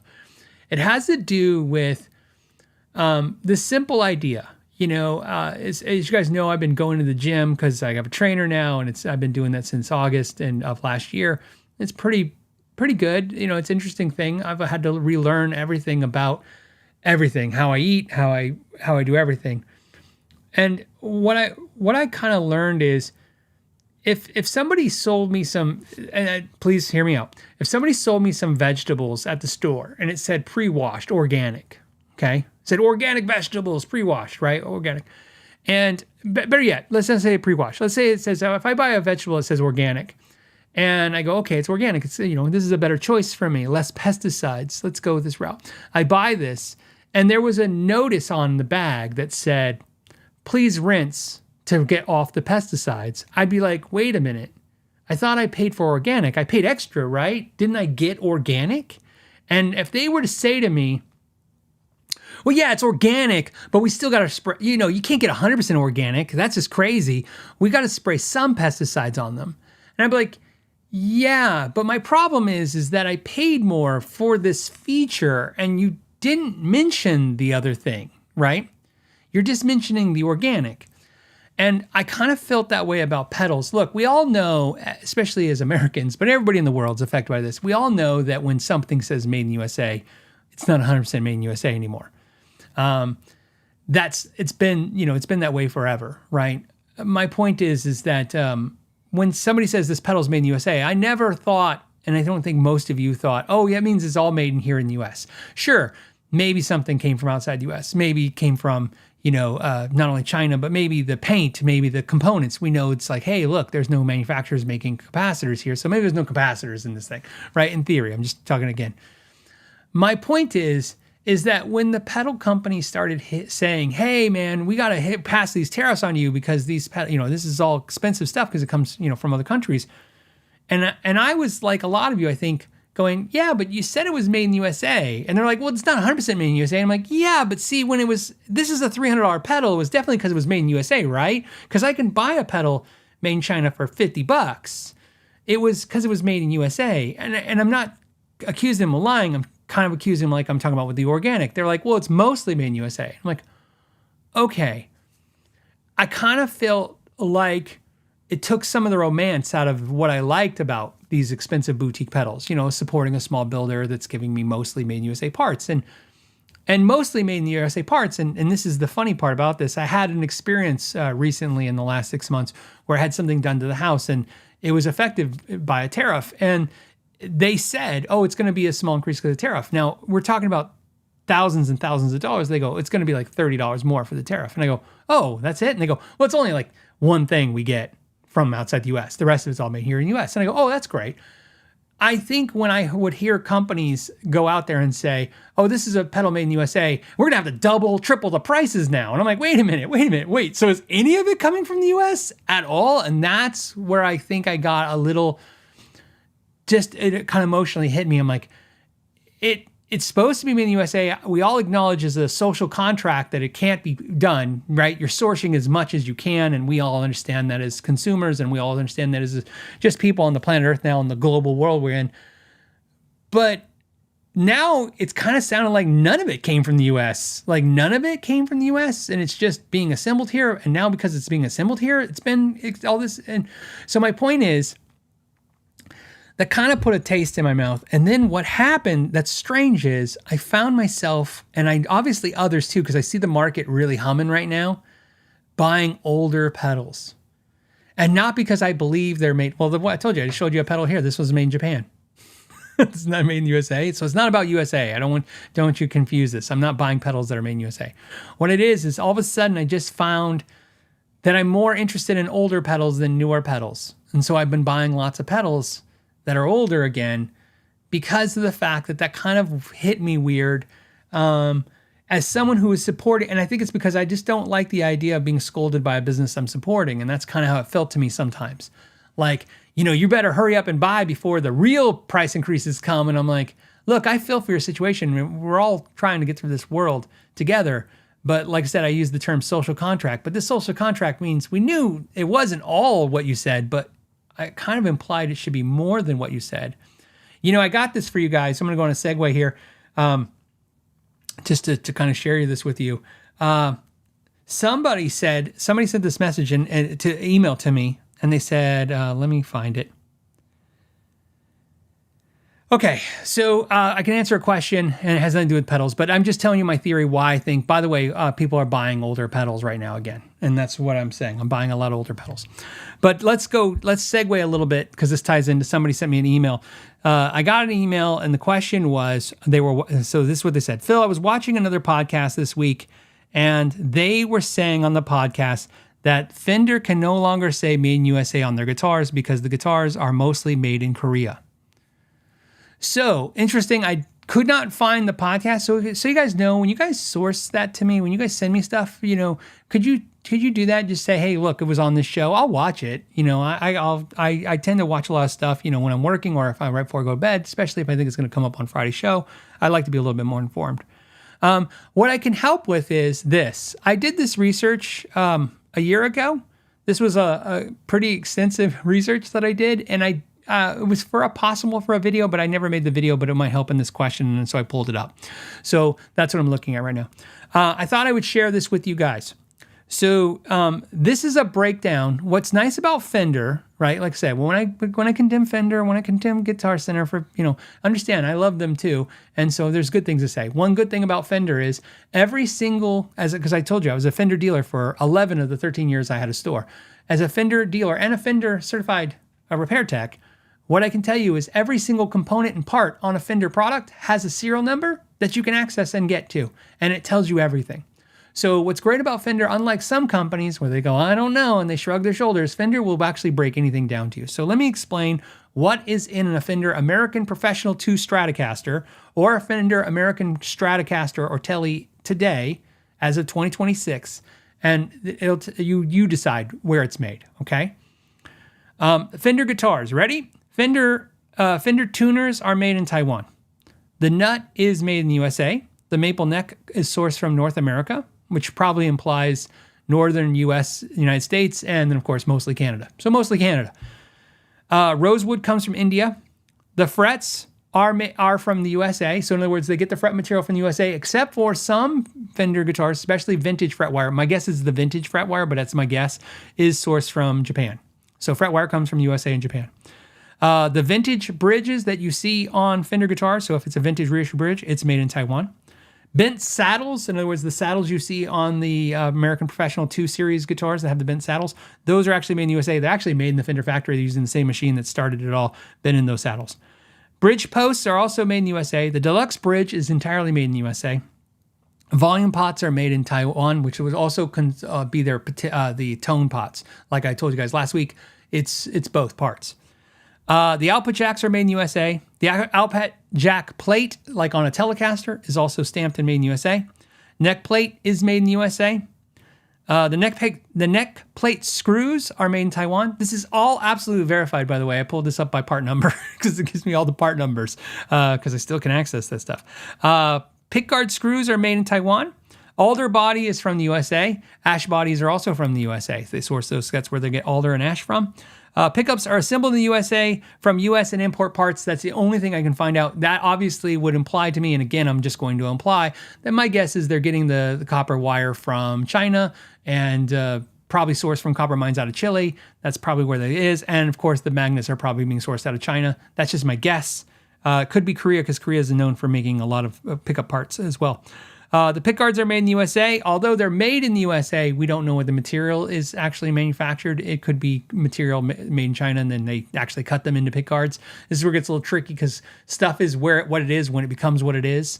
So in other words, like when it's a pickguard sheet, it could be made in China, but then once they cut a pickguard out of it, they could say it's made in USA. But they're saying the pickguards are made in the USA.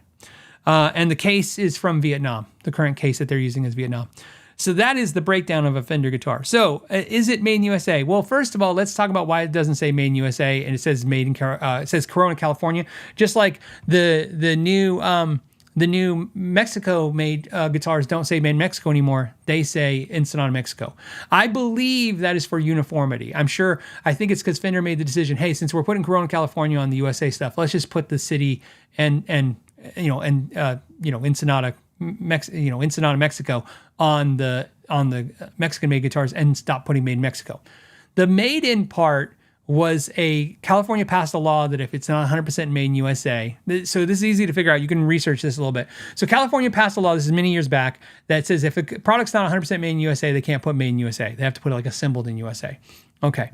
Now, that came up because New Balance shoes allegedly was selling a premium made in USA New Balance and then a made in Vietnam or India, wherever they make them, I don't know, shoe. And then what was really happening was they were actually assembling most of the shoe outside the country, and then final assembly was here in the US, and they were calling the New Balance made in USA. That's what it says online, and that's what somehow prompted California to start legislating that, hey, if it says made in USA, it has to be 100% made in USA. But believe it or not, California, and you can read this online if you want, has backed off those laws a little bit. So Fender actually can, I think, start putting made in USA, I believe, on guitars if they want. But I would imagine as a corporation, they made a decision to start labeling things Corona, California, and they're just going to leave it that way. So essentially, because they don't probably want to put assembled in USA, because I think putting Corona, California sounds better than assembled in USA. But to answer the question, because it's mostly made in Korea, actually none of it is really made in Korea. None of the parts I could find. You guys have the breakdown. If you guys want to put that in a system and break that down to percentages and see what percentage of that is actually USA product versus outside USA product, that's up to you guys. But again, this is back to the social contract. I don't think I'm blowing the doors off anybody right now, right? You're like, what? My USA made Fender is not all USA made parts? There's all kinds of things that we know. One thing that's interesting is when I was in Germany, some of the German manufacturers were telling me that chromium is illegal in like the EU. Excuse me. I should have hit the mute button. I apologize. So chromium's illegal, so they can't chrome stuff there. And funny enough, I think they have kind of the same problem in California. I don't think they can chrome parts there. So I think they have to chrome them in Mexico or the outside California. So, I mean, there's certain things like that are just going to happen. But I wanted to address that because it's all coming up the same with this whole discussion, where stuff's made. We all know that it's all not made exactly where it is. But again, I think... I would like it if you guys remember when I helped start the Badlands company. One of the things I suggested them, and they actually did, was that they should put tell you exactly like ingredients where all the parts came from, and then give you a percentage of what's made in the USA. I took that idea from car manufacturers. My Honda has a USA made engine and a USA made transmission and a USA made frame. So. I mean, it doesn't mean it's all made in USA, but it breaks it down. It's kind of nice. My older Honda, I think it was like a made in Canada frame and maybe made in Canada engine and then a Japanese transmission. So it's kind of nice when you get to see, when you buy a car and they show you where all the stuff is made. I think it's just, again, as an informed consumer, you just want to be more informed where your money's going, what you're doing with it. And I don't really have a political opinion about it. I just like to be informed. I like to know what I'm doing with my money. I worked very hard for it. I like the people I'm giving it to treat it like it was important, because it was important. It was important to me. And it seems to be important to them because they want it. So that's the breakdown of the USS Stratton. And that's why I think the used pedal market is actually secretly booming in the used section. And the reason I say that is because I feel like I've been doing this for a couple months, buying pedals since about November, maybe just before that. And each month it seems like there's less and less available of these kind of magic older pedals. I think people are just buying them up. Okay, let's go to another thing that Amanda pulled. All right. I'm sorry. So this was from, I think this is a real question. It says, hey, what's the best way to sell a Zoom R20? Okay, let's look up what a Zoom R20 is. A Zoom R20 is... Oh, okay. So it's a multi-track recorder. Looks like it sells new for $500. Here we go. The Zoom R20 multi-track recorder right here. Look, the best way to sell it, if you can, local, right? Because you don't have to deal, you don't have to deal with shipping it and you deal with any of this stuff. Otherwise, you have to go on Reverb. Reverb is their option, but this might do well local, but you got to put it out for a reasonable price. It's tough. Like I said, I told you, it's getting tougher and tougher to sell this kind of stuff because of the fact that, well, what I've talked about, which is, I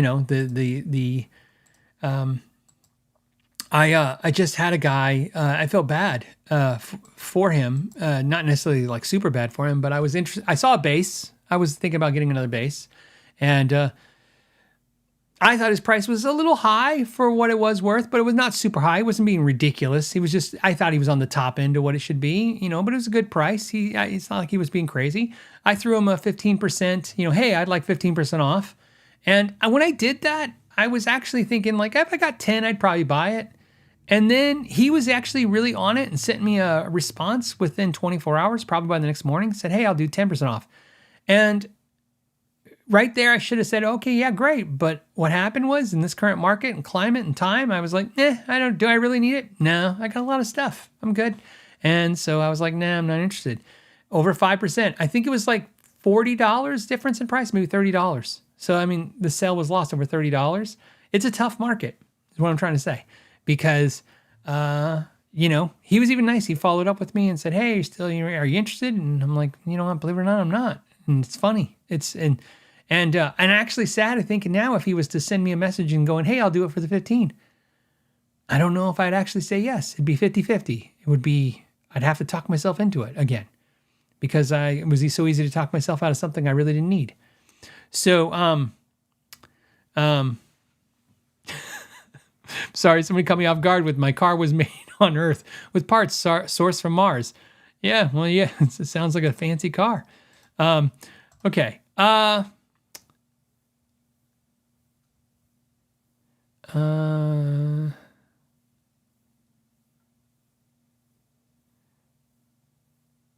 Okay. All right, here's a question. This one, Amanda sent, thanks, says, hey, Phil, I'm really interested in getting the DSM Humboldt, I hope I'm saying it right, Humboldt Dumblifier. Any opinions on it? This is a pedal, like a amp and a pedal kind of unit that's supposed to sound like a Dumble. I'm also a bit confused about how these amps in a box pedals like the work, if you can explain that a bit more. I don't know that amp, that product I don't know that product. Let me look, because it has to do one thing that's really important. Dumblifier. And I did not look at it because I am satisfied with what I had. So, okay, so here's the product. Let's share it with you guys. This is it. This is the Humboldt Dumblifier pedal. And I just want to look at the back. Okay, send return. What's on the side?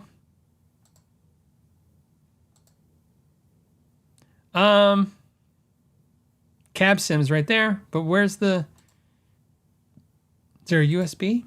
Can I load my own cab sims? I don't necessarily see where I can load my own cab sims. So that's a downgrade for me. So here's your question, and this is probably some of you guys' question right now, because I was using one of those today. So I was using the Tone King Royalist is what I was using today, is what you guys heard. I have to tell you, as a hobbyist, I would probably find little to no use for these kind of products, which is this is what I was using today for those that are interested. This is essentially 3 Marshalls in one box.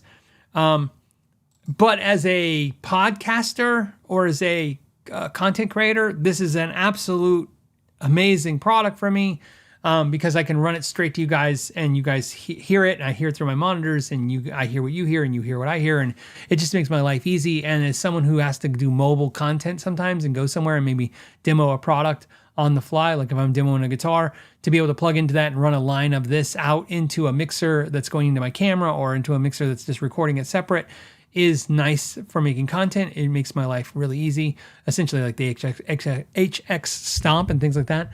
And I'm sure if you're gigging and stuff, if you're doing some direct recording, to answer your question, that would probably be useful to you. But I mean, if you were buying this just to stick a line into your amp and get a sound out of your amp, I mean, you could use it for that, but I don't know if necessarily you need to do that. Michael Nilsson's here, and by the way, he's the expert of all this stuff. He says the Dumblifier can't load cab sims. It's an analog simulation. Oh, okay, so like the Bad Cat analog simulation.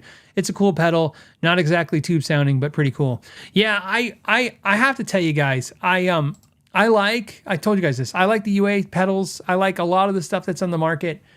The Tone King Imperial, when I got that, I was just like, this is the most tube-like feeling sounding thing I've ever heard in a box. And I was amazed. And I said it in my Royalist video, if you want to watch that.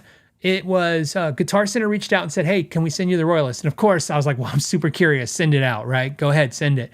And they sent it.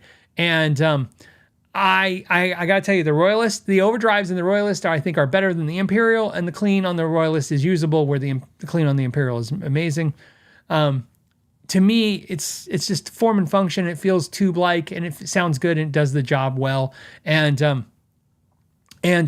so I prefer the Royalist over the Imperial. And then I'm still I'll give you guys final verdict. It'll take time, probably 6 months to a year, before I, kick the Kemper Player free and just go all Royalist. Yeah, as long as I can pull off everything I need. But my point is that these things you're just looking for something that you can get your juices flowing, your artistic juices flowing. You play and you can actually pull something out of, and you get a direct sound. I think that's the point of it if you're trying to do that stuff. But I still stick with, if you're going to try and record and you like amps, just get yourself an aux or something like that and just plug your amp into that and into a computer. I still stand by that.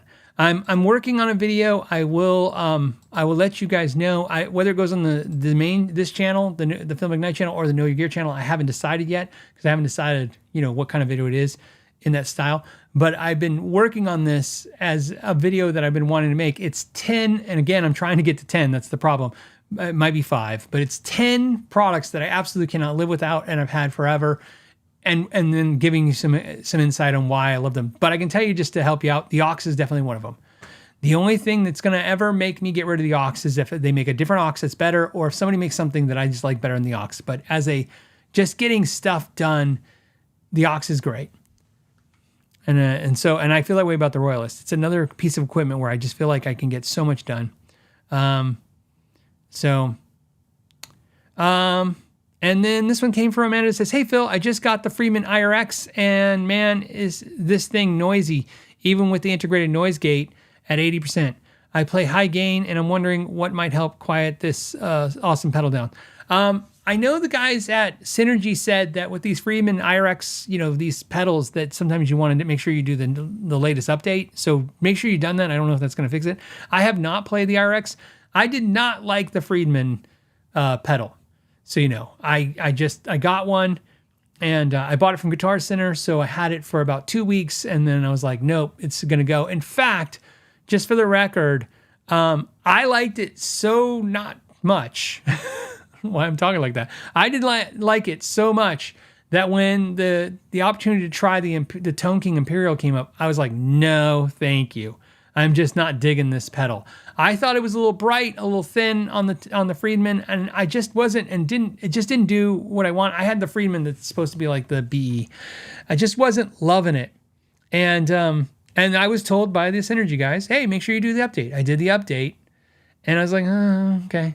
And it was fine. But when I plugged in the Imperial, I was like, but so I'm not saying the Imperial's better. I'm just saying for my needs, it just worked. All of a sudden, I'm like, oh, I have clean tone that I can actually use. Yeah, I don't know. Somebody's saying, Blake's saying, I've never had issues with noise with my IRX. I did not have, the IRX I had was this one. Let's see. Are they all called IRX? I know there's, here, IRX. Yes. Okay. So this is what I had. So it's what you have, apparently. This is what I had. It was okay. I liked it. I didn't have issues with noise. So that's really weird. You know what could be a problem? Because I do have a lot of Friedman amps, and Friedman amps are kind of like Mesa Boogies. They will get really noisy with certain pedals in front of them. Boss pedals are by far the most problematic. First of all, unusable for most Mesa Boogie. In my experience with Mesa Boogie and Boss pedals, they're almost unusable together. And what I mean by that, I don't mean when they're on, just them being in your signal. You need one of those things where it takes it out of the loop, it makes a true bypass. So one of the things I would ask you to do is try your Friedman pedal with no other pedals in front of it. None. You got to go straight guitar into it and see if that kills the noise. And if that does, I would definitely start looking at each pedal and seeing which pedal, because my guess is it could be a cumulative of the pedals. But I bet you got one culprit in there. And in my experience, it's always the really buffered out Boss pedals, but anything like that. And when I switch to my my Friedman amps, if I have a Boss pedal on my board, it's just a little hissy. It's just you're hearing that. It's just really noisy, yeah. So it's why certain pedals like Boss don't really work great in effects loop either, right? It's what I think is what started the whole true bypass thing. Everybody's like, oh, you gotta have true bypass because all that noise gets introduced, and I've found that it's like anything. You just find the right combination. That's why I have different pedals. I have pedals like, whether it's a chorus pedal or a flange pedal or delay pedal, I have different pedals because I found different pedals like different amps. And if you want to have multiple amps and multiple pedals, you're going to have to find what works together. So I would try that. That would be my first big suggestion. And then also, I want to thank you because you made me think of something. Boy, I want to tell you guys, we talk about the market being really bad. I'm about to show you guys something. If you're in the market for some amps, especially expensive ones, used or new, you need to go to Guitar Center. By the way, I don't have an affiliate link up at Guitar Center, but if you go to Guitar Center and you buy something online, use my affiliate link. Please, because Guitar Center pays me. I told you guys, very few of you use Guitar Center affiliate links, which I understand, but they are very financially beneficial to our channel like mine. So if you can, I appreciate using any of my links. I will make sure I put when I timestamp it. But anyways, looking at this, woo! So anyone interested in a Freeman Plex, they are down from 28 to 2009. That's less than used. Some of the stuff, look at this. If you ever thinking about getting the B50 Brown Eye, 37 down to 29. These are 20% off, right? Now, is this the open box buy? Is that what they're showing you? Is that why it's that way? Hold on a second. Is that a trick? See, maybe I'm falling for it. Are they showing us one price open box? Oh, they are. Oh, that's kind of messy. So see, it's 25% off if you want the open box. There you go. Factory sealed. So, but no, it's still 27, right? Oh, no. New is 27. So I guess the deal isn't as good as I was going to say. There's a couple amps on here. I was like really impressed with the deals, but I guess not so much. Well, so I guess you're going to have to get a pedal. Stick to pedals because the amps are getting crazy expensive. Okay, hold on a second. I have lost the screen where you guys are at. $800 off. Does Dave know about this? Well, he does now. Somebody says that's kind of misleading. Yeah, it's weird that it's like, oh, it tags the new item, but then it's like in small print. It's the open box. Yeah. What's funny is I saw it on my phone right before the show, and I thought, that's not. But on my phone, I guess I can't detect that it's that it's the small print. It was in pink though, but still. Okay.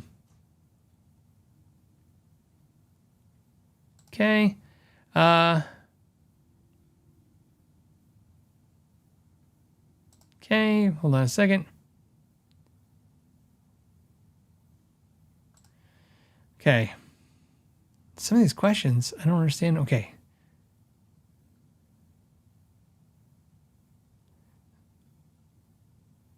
Okay, I'm gonna try and talk about this one. Phil, would it be worth picking up and owning a second copy of a rare tube amp if it's my favorite amp and I want it to be my forever amp and only one pops up maybe a year or a few years and I spend the money? I have no idea. I mean, if you love the amp, buy it. I'm really not a huge, if you need to buy a backup for it, I guess that's what you're trying to say. You have an amp that you love and it's your forever amp and you just want a backup. It's not the worst thing you can spend your money on if you know you love it. So maybe do that. But, I used to try to think like that. Like, oh, I need a backup or I have a pedal right now that I really love. And I thought, maybe I should get a second one. And, I've done that in the past and I find the second one just rots. I think the only legitimate reason for a backup is if you're touring or if you're somewhere where, again, I'll give you this insight, maybe help you. Because what I do for a living, I have doubles of everything for YouTube. I have two Rodecaster mixers. I have redundant cameras. I have cameras on top of cameras. I have interfaces on top of interfaces. I have multiple solid state drives. I have doubles of everything minimum, double the lights, double the things. We even have, multiple rooms for the same thing. I have everything is redundant. I have multiple computers. Everything is redundant. So because as I was making content over the last few years, something would always go wrong. And then I was stuck and I'm like, oh, I can't upload or we lost this. And we even have redundant for internet. We have redundant internet. So like a touring artist, I'm like, I have now backups on top of backups for everything for my job because being down, not being able to do something costs, it could cost me, my whole week of income. So I kind of look at it that way. I think as just having a guitar amp or a guitar that I love, having a backup, you could do it, but I don't find the urgency in it like I do if you were actually going to make a living with it or tour with it because you're making a living with it. Phil says, somebody says, ones and zeros says, Phil has another Phil in the next room. I do. I have two Phils in the same room.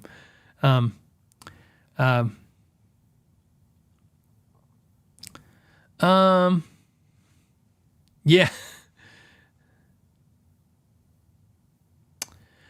Stan wants to know some advice, some tips for a first-time reverb seller. So if it's your first time selling on Reverb, sell something very cheap. You don't have feedback. I can tell you right now, as someone who buys on Reverb on the regular, I'm not going to buy from you if you have zero to no feedbacks and you're trying to sell anything that's worth anything. Stick to something very easy, and you might even have to sacrifice the price a little bit to kind of entice that first time buyer from you. But I will tell you, if you don't want to discount something so you lose money, I understand that. Maybe stick with something very inexpensive, like a $99 pedal, something that, I'm like, oh, okay, I'll take a chance on that. Now, keep in mind, you're protected for the most part as a buyer from Reverb. But even, the headache of it and the scare of it, do I want to see some $1,000 come out of my account and then worry about if Reverb's going to take care of me? That's enough to freak me out. But, hey, a pedal that everybody else is asking $109 for and you're asking $99, will that make me go a certain way? Sure. Especially, like I said, when you're buying on Reverb, there's more factors than just the price. Sometimes it's the best condition, sometimes it's the best pictures, sometimes the best description, and sometimes it's where you're located. I tend to buy from people who are within 1 to 2 states from me if I can, because things get here in a day or two versus a week. And it's not even because I have to hurry up and I have to have my stuff. It's because the longer it's in shipping, the more damage it's going to get. It's just, it's just you're taking the higher risk of it being destroyed. So I would stick to your first time selling. So, and then you said first time on Reverb, seller. Yeah, so seller. If you're a buyer your first time, I would have followed the same advice on Reverb. Buy something inexpensive for your first time, get experience of that. And then it's nice because I've seen all the ways it goes sideways on Reverb, and it's nice to know that ahead of time when it's not the most expensive purchase you've ever made. It freaks you out. Okay.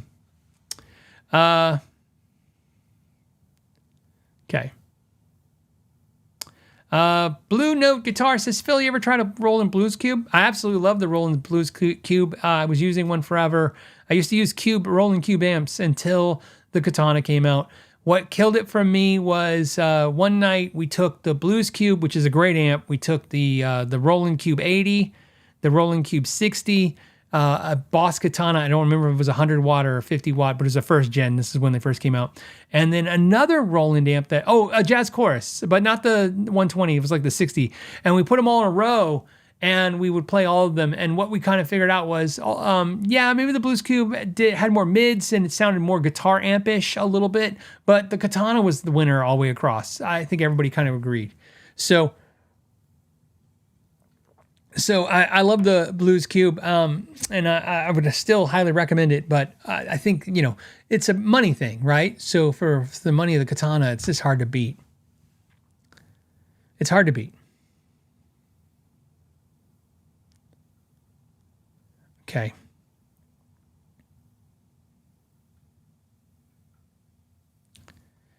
Sean says, hey, I had the Roland Cube 80 XL.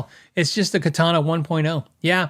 The thing about the Katana 80, the thing about the Cube 80 that I loved XL was it had the looper. That was the feature I wish they would put in the Katana.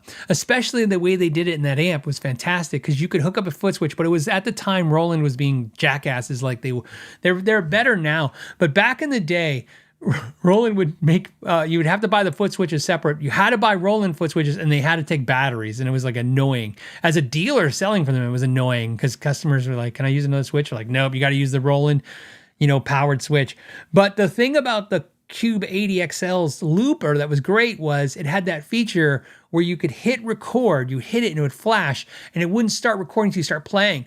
So you'd start playing the riff, and then you'd hit the loop and it would loop. And it was great having a little looper on a practice amp. I think that's the one thing that I wish, every practice amp would come with was a looper. I've said this for a million times. I think if recording is paint to canvas, looping is pencil to paper. So I know people use looping for performance, but keep in mind, when they do that, I find most looping performance art not very good. I feel like sometimes, I think once you've seen it once or twice, you're like, did that guy just write a whole song in front of me? That's pretty amazing. The second time you've seen it, you're like, is this guy taking 6 hours to get to a 6-minute song? Because, it's like each loop takes, it's like all of a sudden building a building. It just takes a lot of time. But to me, I love the concept of just working out ideas, especially for me where, I'm trying to work out ideas and I'm just not. Some musicians are so talented. They can sense, they just know, oh yeah, I'm going to play this on top. Me, I got to fill everything out. I got to feel it out and see how it works. And it was just really nice to have a looper at all times. But and especially in a little practice amp, because you want the looper to be essentially behind all your effects and distortions, so you can, record that and take it out if you want. Okay, let's button up the show.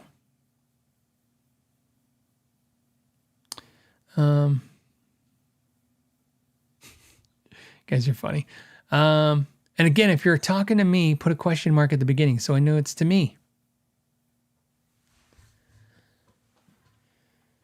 Yeah.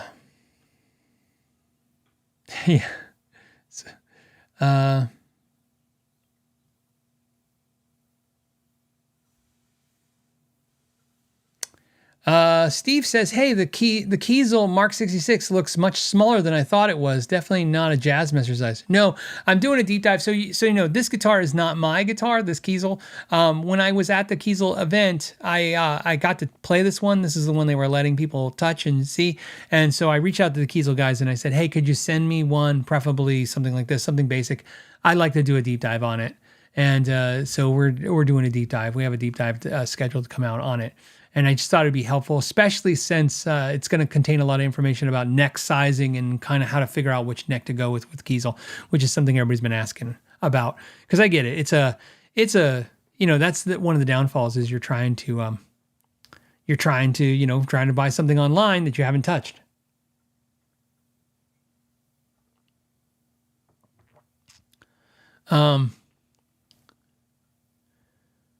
Okay, let's see.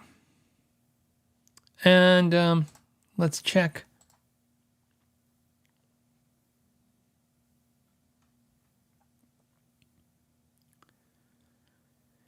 Okay. Yeah, Sean says the first Kiesel I've ever been interested in. I think that's kind of the idea, because Mark made it, which is Jeff's dad, and I think it's what Kiesel needed really bad. I think one of the critiques that I get all the time about Kiesels is people are like, they're very modern, very metal amps and are metal guitars. And I'm like, I totally get it. Why do you think my main Kiesel is like a Strat copy? It's like I mean, I get a metal guitar like everybody else. I love them, but that's not what I play. So I totally get why it's not everybody's, thing. But I do love the idea, and I've said this for many years, I love the idea that what Kiesel represents to me is still, it's a USA-made product that is almost fully custom or semi-fully custom. It's more custom than actual custom shop Gibson and Fender and PRS, and even Sir, at a fraction of the price. And so I'm almost hesitant now to say that, because when I started telling people about Kiesel, on the show, and people were like, hey, give it a break, they were almost half the price they are now. So not quite, but about 35, 40% less. So it's not even, it's still a good deal, but it used to be a crazy deal. It used to be it didn't even make sense. There was a time, and there's still kind of a time, but so you guys know, if some of you guys who bought Kiesels and you had custom ones made back in the day, at least, 3-4 years ago, know this. You could buy a custom Kiesel for less than you get an Indonesian-made guitar, which was crazy. And then Jit Boy says, Sir has poor resale value, 57% loss. I find everything besides Gibson has a poor resale value. It's the more expensive the guitar, it's going to take a hit because of the fact that you have a smaller market. All these companies have, they make at the max they can for a market that is not big enough to sustain them. There's just not that many people out there looking for high-end guitars, To me, I'll tell you if you guys want, and we'll end the show with this, just something I do, not when I think about buying a guitar, because I'm too stupid to actually think about anything rationally. It's like I don't look at guitars as investments, and I don't look at guitars as, like this is how I'm gonna, get my money back. I do what everybody does, which is if I'm experimenting, and what I mean by that is like I'm thinking about buying a guitar like this. you're aware of the fact that it might not stick and you might not love it. What will be the pain of that? In other words, like what will be the resale? And one of the things I find people do, and that's what's I don't think they're paying attention. This is from 13 years of owning a retail store. Okay, so here's what 13 years of owning a retail store taught me. That's slightly different than probably what some of you are looking at. When you go to use Reverb is a perfect example. Let's actually go to Sir. Okay, so we type in Sir, and I'm going to share with you guys now. So here's Sir guitars, new and used. I don't care. Okay, used is a better deal than new for sure, right? You'll save money when you get new. I want you to go to the filters. Go to the filters, and I just want right now we'll just go solid body electric guitars. Okay, we don't care if it's new or used. Okay, and I'm just gonna move stuff around. Okay, this is what I care about right here. 1,118 results. Okay, so I want you to think of it from this way, and this is how I used to stock our store, okay? And this is how I think it makes sense. You think about it and go, let's say I have potentially in my zip code, I'm just using my store as an example. In my zip code, let's say I potentially have 1,000 customers, 1,000 guitar buyers, okay? I'm not talking about students. I'm not talking about people who could get into guitar and come into lessons off the street. We're talking about current guitar players in my zip code for my store. I'm just giving you a number. Let's say it's 1,000. Now, my store happened to be by the Intel building and by Microchip and a bunch of places where they have engineers that are making six figures. So, and engineers tend to be guitar players. I don't know if you guys know that. That's why I always love the doctor lawyer joke, because more engineers are guitar players than doctors and lawyers for sure. And they make just as much money, if sometimes more. But my point is, you have to then break down how many of customers in each bracket do you have. Okay, so of the 1,000 customers, you're going to say, well, easy, because remember, some of them overlap on each other. So you're like, okay, let's just say, and again, this isn't factual data, this is just conceptual. 500 of those 1,000 customers are going to buy guitars $500 and below, for sure. Okay, cool. So the next 500, and we try to figure it out. And let's say I decide in my area that I only have 200 potential customers to buy guitars over $3,000. Okay, so you're like, okay, that's a good amount of customers, right? But it's not 1,000. So in other words, you shouldn't stock as many Sirs as you stock Squires. And obviously you all are like, of course, Phil, that's dumb. Everybody knows that. But that's my point when in reverse. When I go and look online and I go, okay, I'm thinking about buying a guitar. When I go to buy it, I'm not even looking at the price. What I look at is how many's for sale. 1,000. 1,008. So give you for instance, you don't know how many guitars Sir makes, but you do have, and because they don't tell you, but you do know how many guitars Kiesel makes. Kiesel tells you they make 4,000 guitars a year. 4,000 a year, every year. Okay, so 4,000. Let's see how many Kiesels are for sale used. And keep in mind, this is just Reverb. So this isn't local markets. This isn't Guitar Center online, right? Okay, so Kiesel currently has, according to Reverb, new and used, 239 guitars.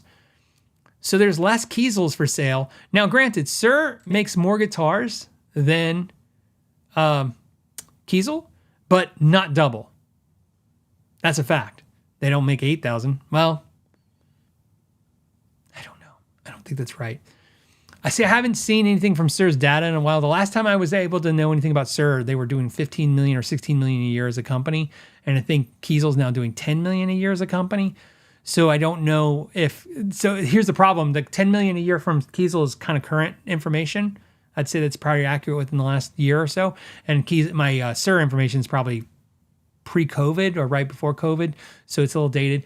So let's say Sir is now a $20 million company. I don't know if that's true. I'm just giving you some ideas. So I'm like, okay, let's say it's double. So it's double again. And they sell amps as well as besides guitars and pedals. My point is 1,000 guitars seems like a lot of new and used guitars on the market. Now, one thing that throws this off is all Kiesels that we looked at were used because they sell direct customers, where Sir had new and used because they have dealers. My point is that when I'm looking at a guitar, especially a guitar like you guys are talking about, high-end guitar, I look at how many are for sale in any market. Why? Just like when I'm doing anything else, like maybe buying a house, I look at that and I go, okay, then if there's a lot, then the prices are not being dictated to me. I'm dictating what I'm going to pay. That's how that's going to work, right? I'm going to go and I'm just going to start looking for someone who really wants to let go of their stuff. That's what I'm looking for. Where basically if where a lot of you just look at how much they sell for new and how much they sell used, and you're trying to figure that out. Well, that doesn't really matter because, again, what really matters is how many you can actually get. So, and right now, that's a lot. That's the most used and new SIRs I've seen on Reverb in forever. And I was looking at Tom Anderson too. Another number was crazy. I think they were like 1,000. Was that true? 1,000 guitars? Watch this. I think I'm going to have some last minute fun.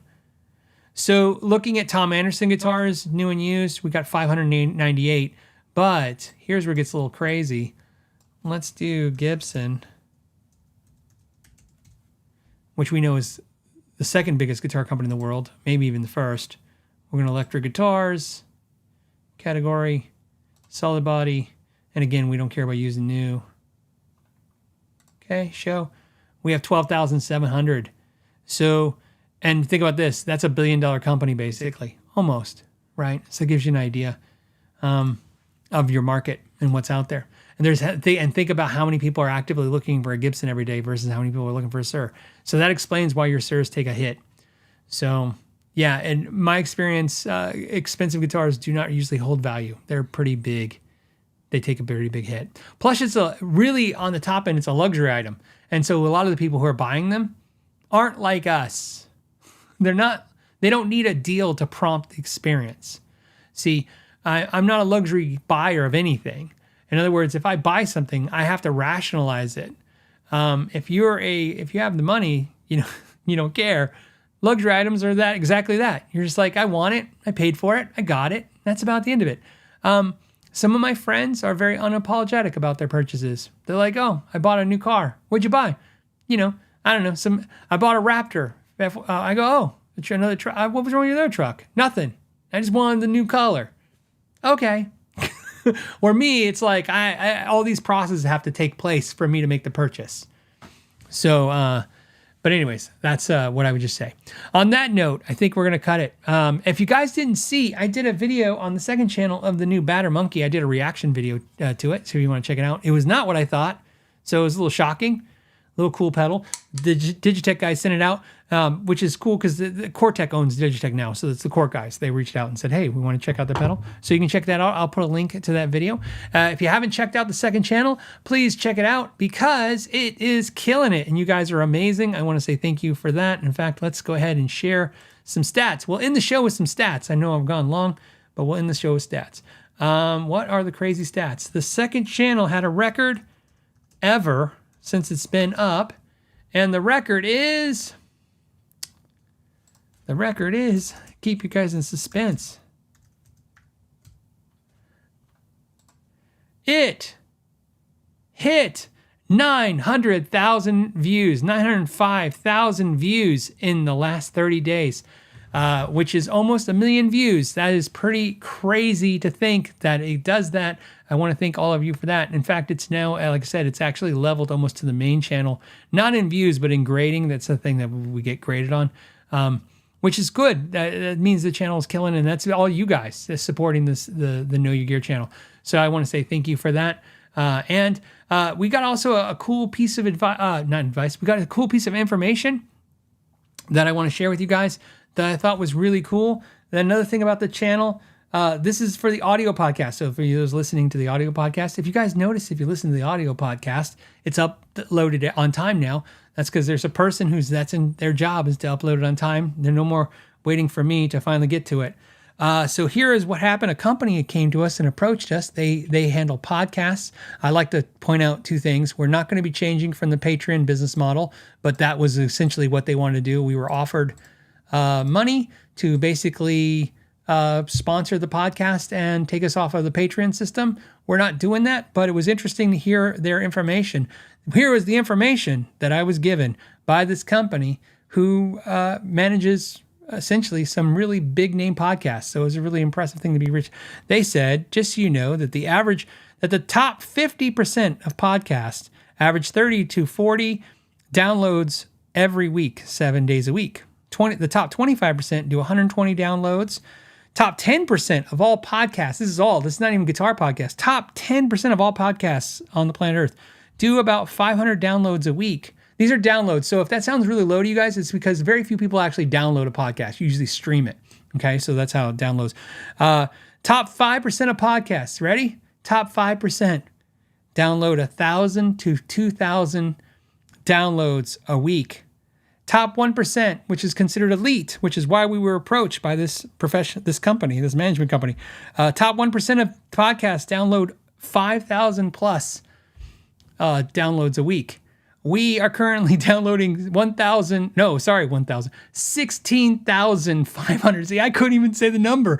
16,506 downloads a week. But that is a little high for normal. Our normal rate would be closer to 12,000 downloads per week of the podcast. And according to this company, puts us in the top 1% of podcasts on the planet Earth. Whatever that means, it definitely means thank you guys to you. On a side note, before anyone gets too happy, you get no money for downloading anything on the podcast. But it's cool. It's bragging rights, and we got that. So I got that. All right. On that note, I'll let you guys go. I'll see you guys next Friday, and watch any videos in between. And I want to thank you guys for supporting the channel and the podcast, and have a great weekend. And know your gear. The Know Your Gear podcast.